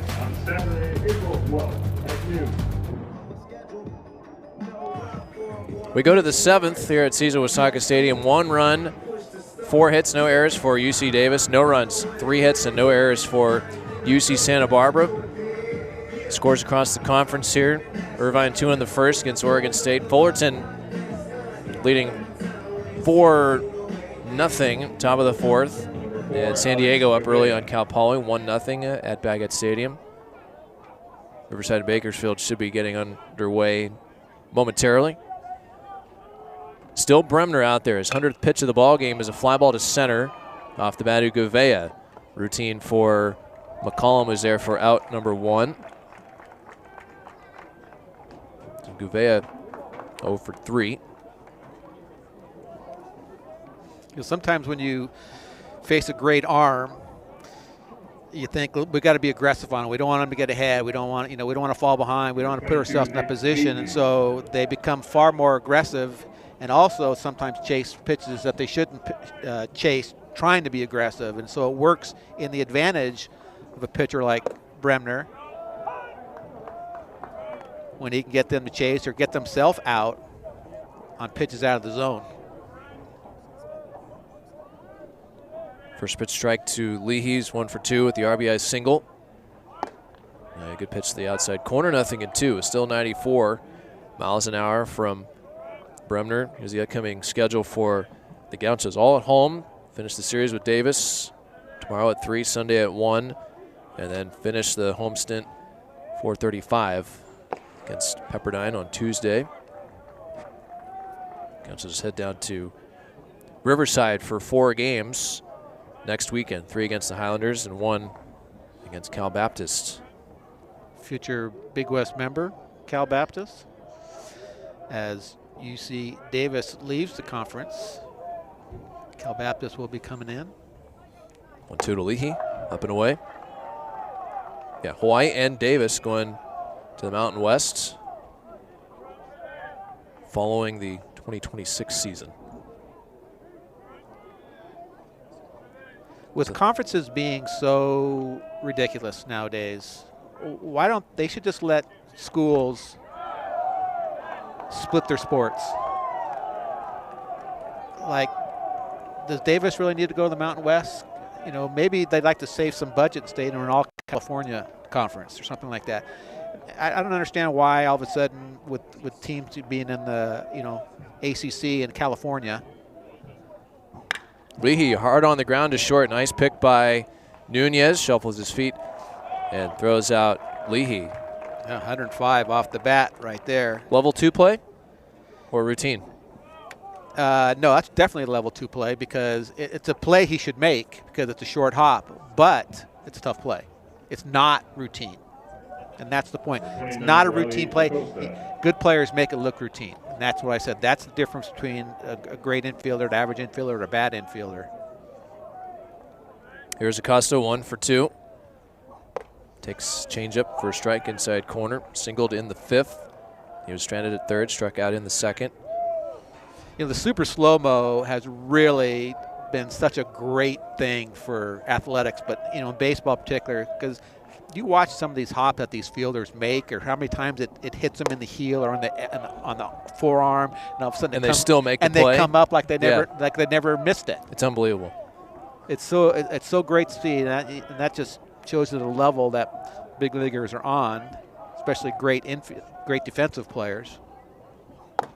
1-1 to the outside edge, and it's 1-2 to Acosta. So 110 pitches.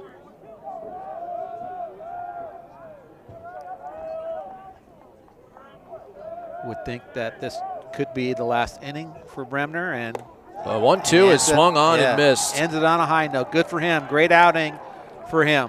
10 strikeouts tonight for Tyler Bremner as he strikes out Riley Acosta on a 95-mile-an-hour heater. 7th inning stretch time. Gauchos trailing by 1.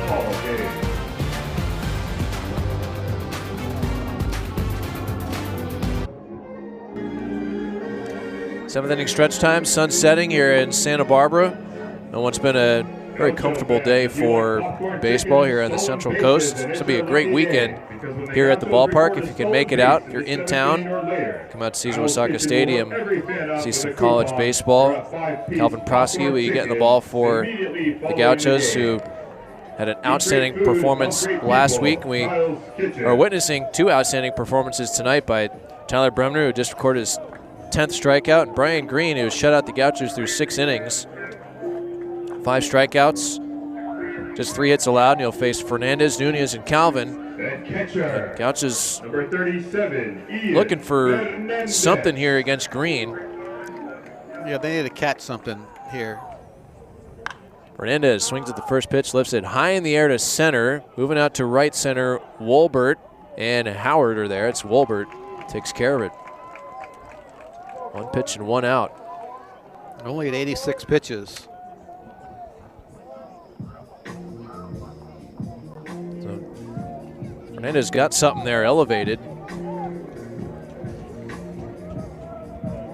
Yeah, but he's got a big swing, and sometimes that pitch up is tough to get on top of when you have a bigger swing. At shortstop, number 16, Corey Nunez. And those sometimes will lead to big pop-ups. So 1 out for Nunez, takes 1 down the middle for a strike. Corey took 2 of those for strikes in his last at-bat. Yeah, just what he wanted to do is with the take sign, right? Right. Because I want to make up for this, but now I'm going to take another one like that. So nothing in 1. Corey's 0 for 2. Swings and fouls that one back, and it's now nothing in 2.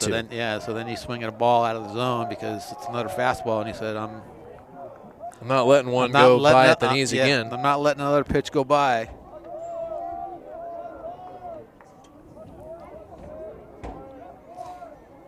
If you're Green, what are you coming with here? I'm throwing something in the dirt. Or a slider on the outside corner. Right on the black. Yeah, and he was showing bunt right there. That certainly seems like a pitch. If you're showing bunt with 2 strikes, you got to go for it. Because he was thinking it was away, but that's a pitch you can leave the box and get out of. But good pitch. Next up for the Aggies here after the Santa Barbara visit, they will take on Stanford on Monday. No, that's Tuesday, April 8th, Sunken Diamond. So quick 2 outs on 4 pitches for Green. Misses up and in Calvin, who singled in the 5th and was stranded at 3rd. That was the best scoring opportunity for the Gauchos tonight against Green.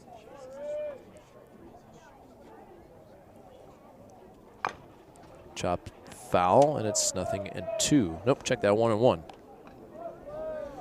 Well, you know, Green, when he was at Spanish Springs High School in Nevada, Perfect Game ranked him the 2nd best left-handed pitcher in Nevada.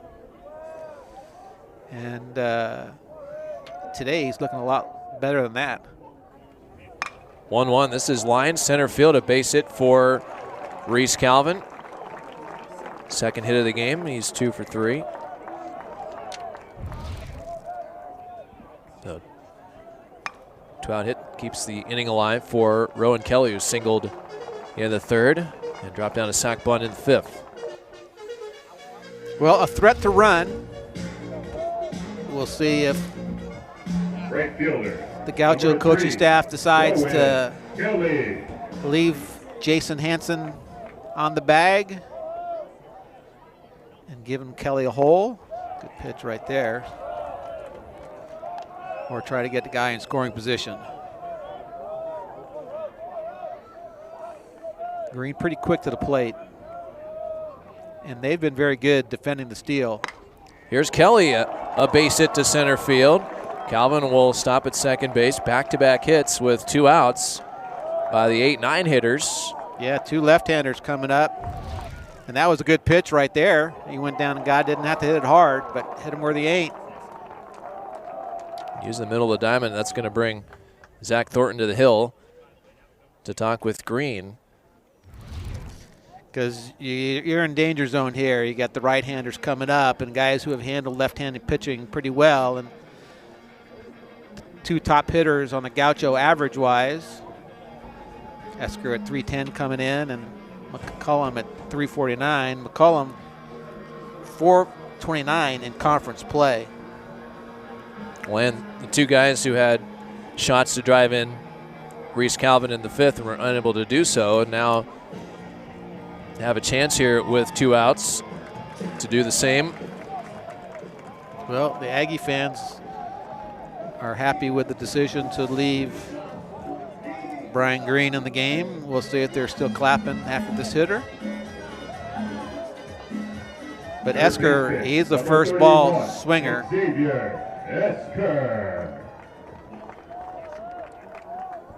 X 0 for 3. And he takes off the plate inside. It gets away from Acosta. Runners advance to second and third. Possibly a pass ball for Riley Acosta. Now a hit could give Santa Barbara the lead. Just a clank.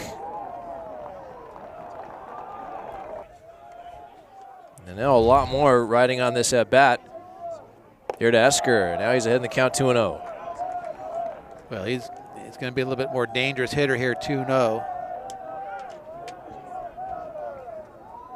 Esker with a big hit, the grand slam late on Saturday last week, and he pops this foul. He got a fastball up and in. Actually, that was last Friday, beg your pardon. Gauchos trailing. If I'm Davis, I'm playing Ryan Lee as deep as his arm will take him. 2-1. And X pops this one up. Left field line. It should be playable for Wooldridge. Next to the bullpen, makes the catch, and that retires the side. Well, yes, Davis fans are still happy with that move. He comes up with a big pitch. 2 pitches up in the zone. That Esker can't get the job done. So despite the Calvin and Kelly 2-out singles and the pass ball, Gauchos do not score in the last of the 7th. Still 1-0 going to the 8th.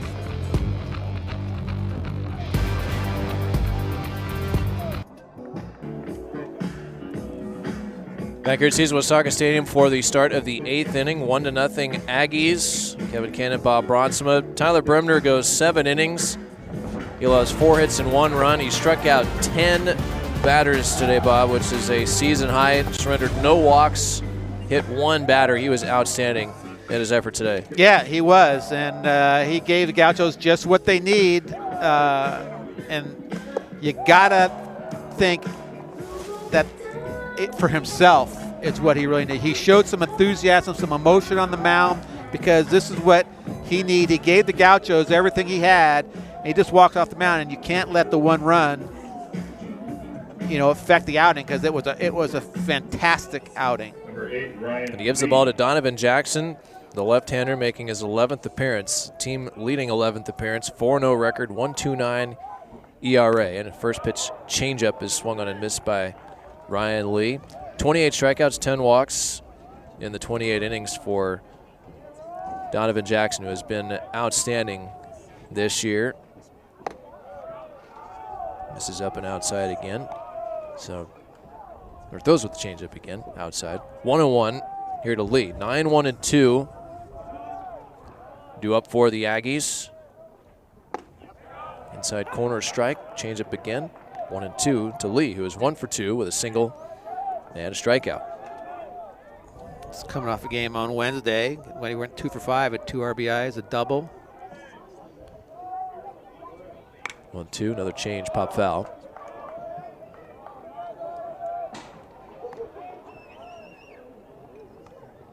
He does have a strikeout in his game, Lee. He's already got 1 today. Strikeout number 40. 1-2 to the inside corner, strike 3 called. Great pitch from Donovan Jackson as he paints the inner half. And Lee down on strikes for the second time. First strikeout for Jackson. Back to the top of the order, Tyler Howard.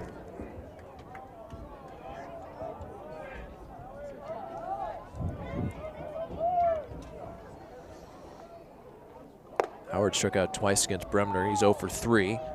Lined out sharply to left just want to make sure I said 40 on that made it sound like that Lee had struck out 40 times, which he has not. Only 22.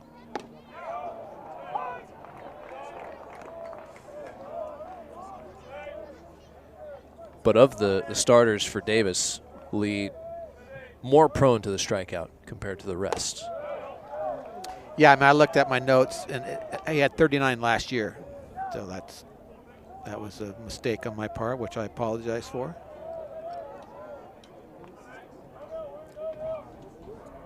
Two and one to Howard is hit through the left side, a base hit.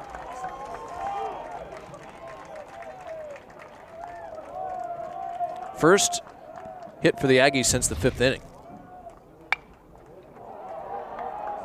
One out single by Howard. He's now 1 for 4.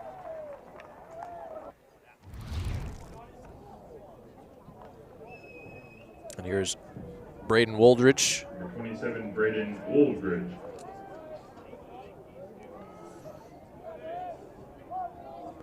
Woldridge struck out in the first, popped out in the 3rd, and bounced out to first in the 5th, and he goes the other way. A little sinking liner. Falls in front of Calvin. Back-to-back singles against Jackson here. Fastball, 2 on and 1 out. Yeah, fastball, got on top of it, kept his hands inside. It's a good job of hitting right there. Tommy Nicholson out of the dugout. He wants time. Talk things over with his offense. So first threat since the 5th for Davis.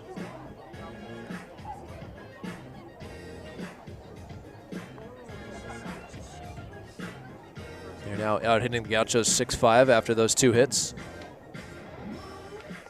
This is the base hit by Leahy back in the 2nd. Difference in the ball game.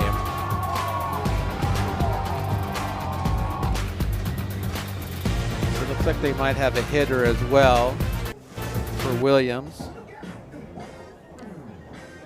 Ethan Felix has got a bat, and he will come to hit here. Ethan Felix making his 8th appearance. He's 3 for 15. Hit 200. Number 18, Ethan Felix. And Coach Checketts will counter, and he's going to come out and make a move of his own. So the hits by Howard and Woldridge chase Jackson here in the 8th inning with the Gauchos trailing by 1, and he wants a right-hander. This is going to be Raymond Olivas coming in.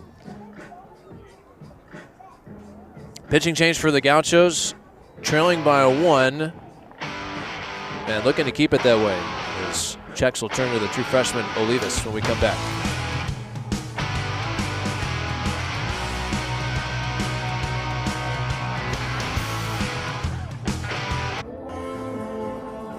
Ray Olivas takes over for UC Santa Barbara here in the top of the 8th. A couple runners on.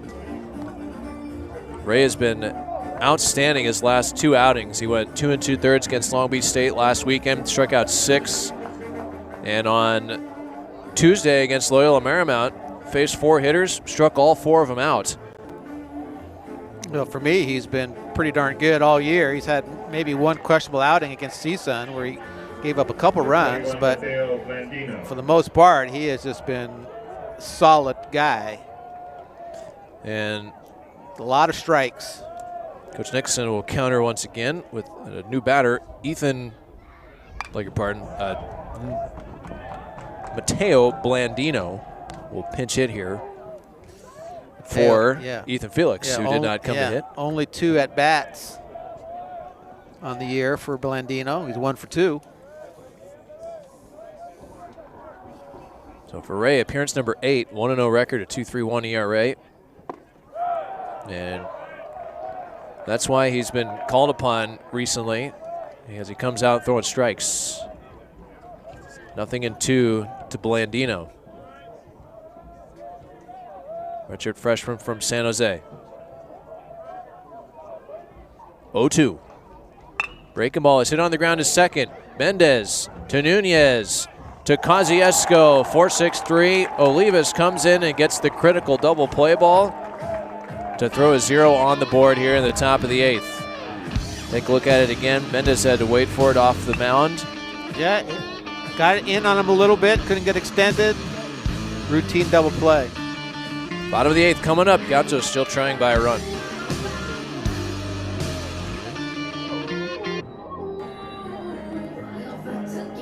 Last of the 8th.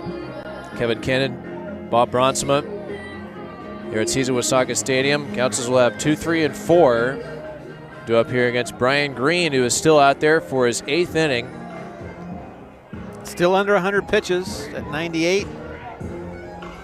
But he's got a lot of work ahead of him here, or the heart of the Gaucho lineup. Season high pitches 106. He did it twice.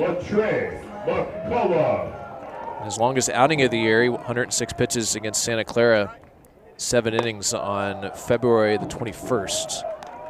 He misses up and away to McCollum. So Gauchos have threatened in 2 of the last 3 innings. It's been the bottom of the order that has started the rallies.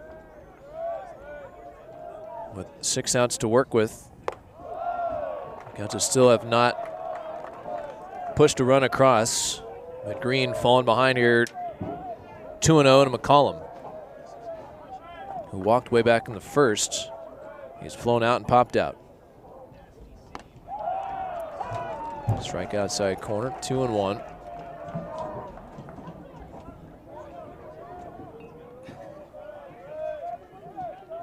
There is activity in the Davis pen. Green now over 100 pitches as Trey spoils his foul. Yeah, you would think Carter Delaney would be one of those arms down there.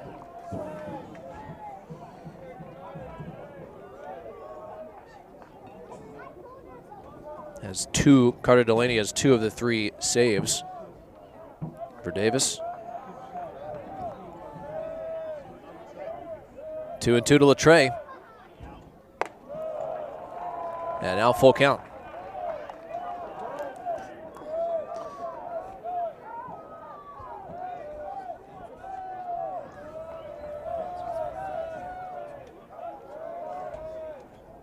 Payoff pitch to McCollum.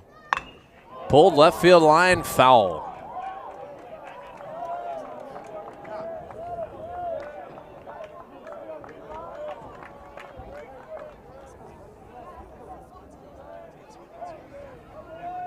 Carter Spites getting loose for Davis,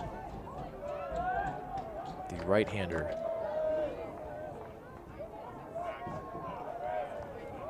Still 3-2 to McCollum.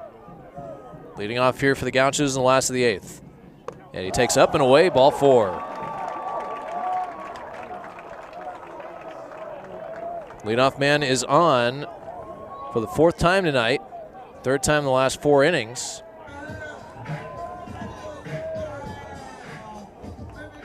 We'll see what Davis wants to do as Green has issued his 3rd walk.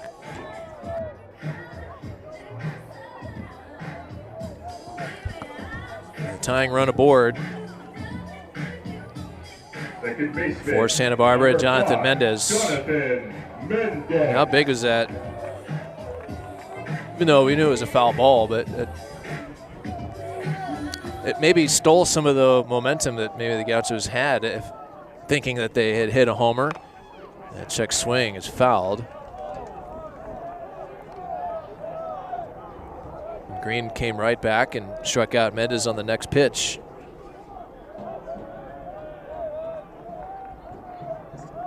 It's been all Green since. Mendez 0 for 3. And he hits it on the ground to short. Gouveia to Leahy to Hansen. Double play induced by Green, who makes another big pitch. Yes, he did. Down in the zone with the backdoor breaking ball. And the ball was hit hard, 101 miles an hour off the bat. Took a tricky hop on Gouveia. Did a good job staying with it. and a good turn by Leahy. Designated hitter, number 10. The 2 outs for Barrett. Barrett. Just a really good pitch down in the zone. Liam takes inside. So now you're hoping for, at the very least, a single or a walk. Or Liam to get on base to keep the line moving. There's also the Superman. Ball 1 strike, where you put yourself in scoring position. Or score yourself with 2 outs and nobody on. Well, a season high in pitches for Green. Breaking ball is down. 2-1 here to Barrett. For the Aggie coaching staff, if he gets out of this, we'll have I think this would be his last inning. Big swing and a foul. This one's out of play.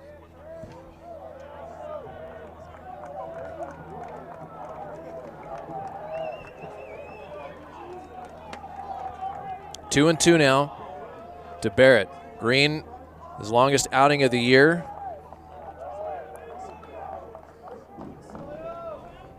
Pitch number 112 coming up. Breaking ball, pulled down the right field line towards the corner. Howard on the move, slides and makes a great catch in foul territory to retire the side. Well, Howard really covers ground. He had that play all the way. But considering the situation, very nice play. He can really run. It doesn't matter that he slid out of play because the catch was already made. There was nobody on base.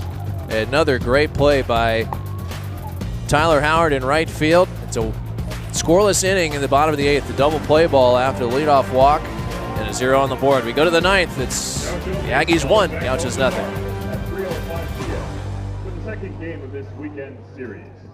Secure ticket. 9th inning here at Caesar. Davis leading 1-0 on a second inning 2-out RBI single by Nick Leahy. It was due up 4th here in this inning. Hansen, Wolbert, Gouveia against Olivas. Here at the top of the 9th. Davis looking for insurance. First pitch strike from Olivas. Got the double play ball off the bat of the pinch hitter Mateo Blandino to end the top of the 8th. Hansen is 0 for 2 with a hit by a pitch. And he hits us out to right center field. Almost right at Rowan Kelly, who was there to make the catch for out number 1. And for Santa Barbara, it's going to have to be the bottom of the order to get the job done if they want to extend this game or win it in the bottom of the 9th.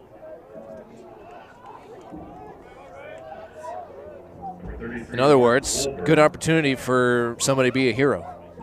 That's right. Here's Wolbert. He's 1 for 3. Checks his swing. And they'll most likely have to do it against the closer for the Aggies. You would think at that pitch count that Green would be done. 1-0 popped up. This will carry out a play.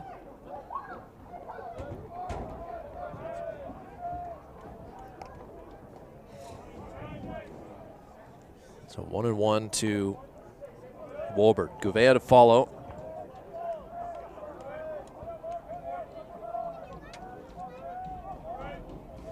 And to leave us to the plate. Changeup. Or fastball, actually. Pretty good looking pitch. Just missed off the plate away.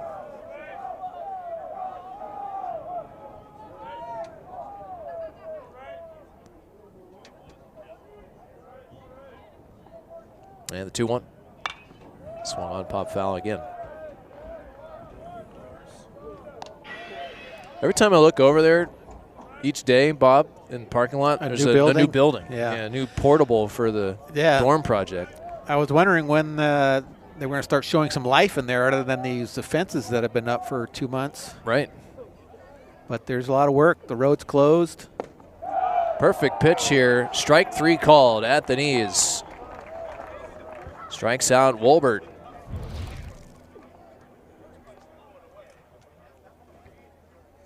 First strikeout for Olivas. 2 up, 2 down here in the top of the 9th. It's been a well-pitched ball game for the Gauchos. Season best performance for Bremner, 7 innings, 10 strikeouts, 4 hits and just 1 run. Olivas pitched out of the first and second, 1-out jam in the 8th. Getting the double play ball, and here gets a fly out and a strikeout. Gouveia takes up and in, 2-0. Gouveia was robbed of a hit in the second on the diving play by Esker. Struck out in the 4th, flew out to center in the 7th.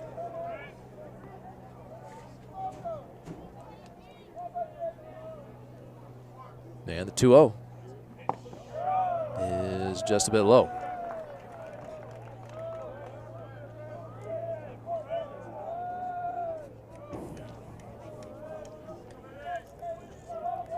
Three balls, no strikes. And right down the middle for strike 1.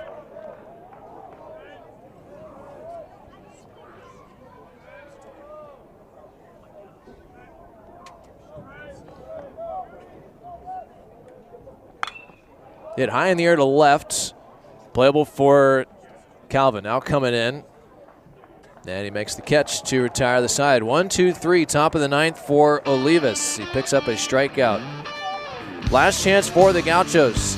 Trailing 1-0. They will have Kosciuszko, Fernandez, and Nunez due up when we come back. Bottom of the 9th. Last of the 9th inning. Last chance for UC Santa Barbara, trailing 1-0 here against UC Davis. Run coming in the second. Kosciuszko, Fernandez, and Nunez due up against a new pitcher, Brian Green. 8 innings, 5 hits, no runs, 3 walks, and 6 strikeouts for Brian Green. Excellent outing. Best outing of the year for Green. His longest outing, his most pitches, as he has shut down the Gauchos through 8, and he gives the ball to Mason Lerma, the lefty, making his 14th appearance, which leads the team. 3-0 record, 1.98 ERA in 13 2/3 innings. 12 strikeouts, just 1 walk for Lerma, the sophomore from Santa Rosa, out of Cardinal Newman High School. Speaking of Dave Molitor, we mentioned earlier, that's his high school.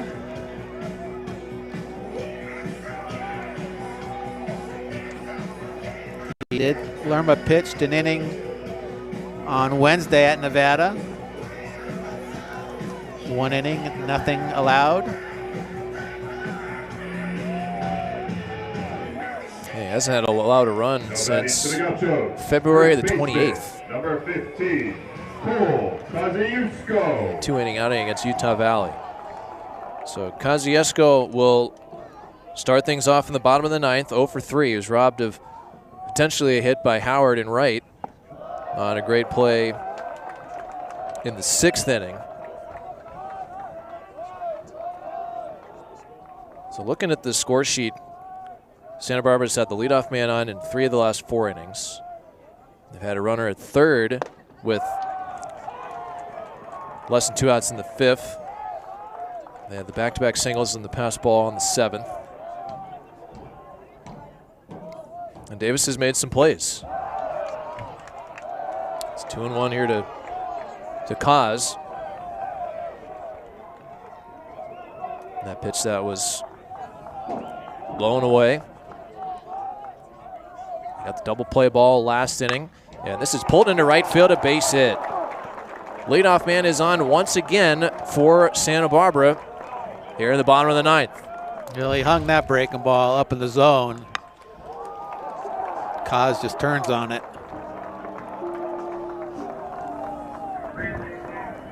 Here's Fernandez. Well, this is, if you want to say anything, this is what the Gauchos need possibly to a come from behind, throw the water bottles. Yeah. Just something to totally get all these monkeys off everyone's back. Little release of emotion. Yes. Yeah. Fernandez squaring to bunt.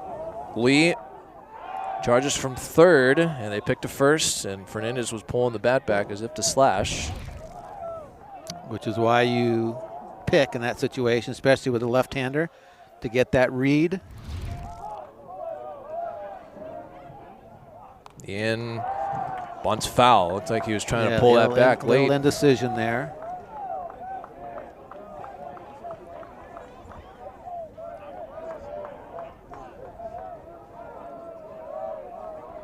Hansen on the bag with Kosciuszko. Middle infield is halfway as Fernandez squares. Now he pulls back and he swings through a fastball. 0-2.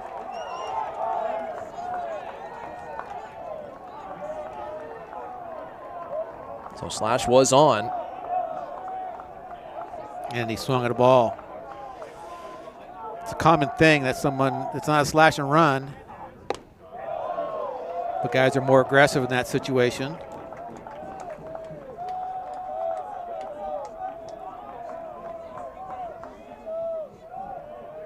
Infield has relaxed a little bit. Now with the count 1-2. Lerma, couple looks to first. Here's the pitch. Changeup is off the plate away. 2 balls, 2 strikes. Fernandez a single in the second. He walked in the fourth, flew out to center in the 7th. Lerma 12 strikeouts, only 1 walk in his 13 2/3 innings of pitch. 2-2, pop foul.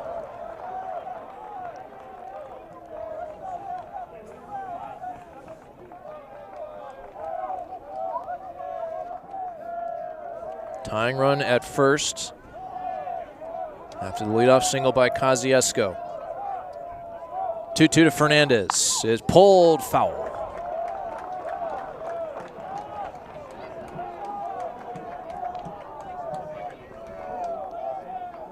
A couple off-speed pitches for Lerma with 2 strikes. And the idea when you got a guy who's likes to pull and's got pull pop, that you don't want to get beat in, you have to throw away, but he has those long arms. He swings and misses at a high fastball, and Fernandez out number 1. Yeah, his fastest pitch of the inning at 89. Fernandez came out of his shoes. So here's Corey Nunez, who had a walk-off hit against UC Davis a couple of years ago here at Caesar. But today, 0 for 3, a couple of strikeouts, bounce out to third. Takes a fastball first strike. Corey did have a single and a double against LMU on Tuesday night. The double was to right center field. 0-1. And he swings and hits it in the air to center. Coming in, Wolbert still coming in. And he makes the catch, out number 2. There's a change there, I believe.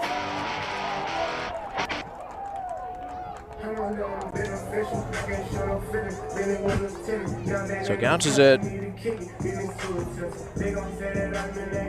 the 1 out away from getting shut out on their home field here on a Friday night. And it's up to Reese Calvin, who is 2 for 3 with a couple of singles. So you're in the no doubles in the outfield situation here if you're the Aggies. First pitch strike.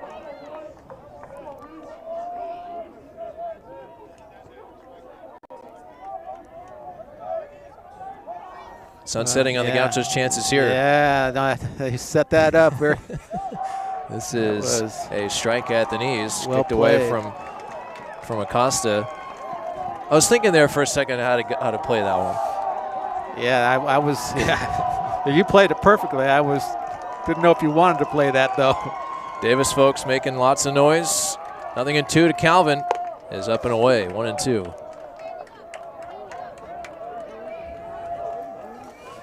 kind of a waste pitch, no doubt. I think he would have liked to have gotten that one a little bit more out of the hand. That was the ball, so you could set up that slider away. Don't know if that's a fake wipe. 1-2, swung on and missed. Mason Lerma works around a leadoff single, and UC Davis shuts out the Gauchos here on a Friday night. 1-0 the final. And they beat Tyler Bremner, who struck out 10 in his effort, but it was Brian Green who went 8 shutout. They beat the Gauchos, and they didn't beat Tyler Bremner. Bremner pitched a great game. You can't let the one run throw that off, how great he was. But you really have to tip your cap to Brian Green and Mason Lerma, as you were saying, how great they were. And they had to have every inch of that greatness to beat the Gauchos today. Green, 8 shutout innings, 6 strikeouts, 3 walks. Allowed just 5 hits. They were all singles. All singles tonight for the Gauchos. No extra base hits. And there's 6 hits. No runs for the Gauchos. 1 run on 6 hits and no errors for UC Davis. And what was a clean ball game from the mound. Gauchos did not issue a walk, and they struck out 12 in their effort. But the offense had the leadoff man on in 4 of the final 5 innings and could not score. They had a runner on in 8 of the 9. The only 1-2-3 inning was the 6th, which was capped by a diving play by Tyler Howard in right field, who made 2 outstanding plays. Reese Calvin did have a pair of hits. Rowan Kelly had a pair of hits, but Gauchos shut out at home, and UC Davis takes game 1 of the series. Tyler Bremner gets sounded with the loss, and Brian Green gets the win. Green goes to 2-2 on the season. Aggies go to 4-6 in the conference, 14-13 overall. Gauchos drop to 5-8 in the Big West and 18-10 overall. Tomorrow will be a 3 o'clock first pitch. It'll be Calvin Prosky getting the ball for UC Santa Barbara. You know who the Davis starter is, Bob? I don't. It's either going to be could be Barnes or it could be Frucci. One of those 2 guys, if I'm even saying that right. Frucci.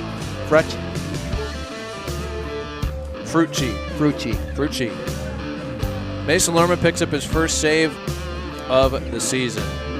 So that'll do it for us. Winning hits. And the only run of the game, a 2-out, 2-strike single by Nick Leahy back in the 2nd inning. The difference in the ball game.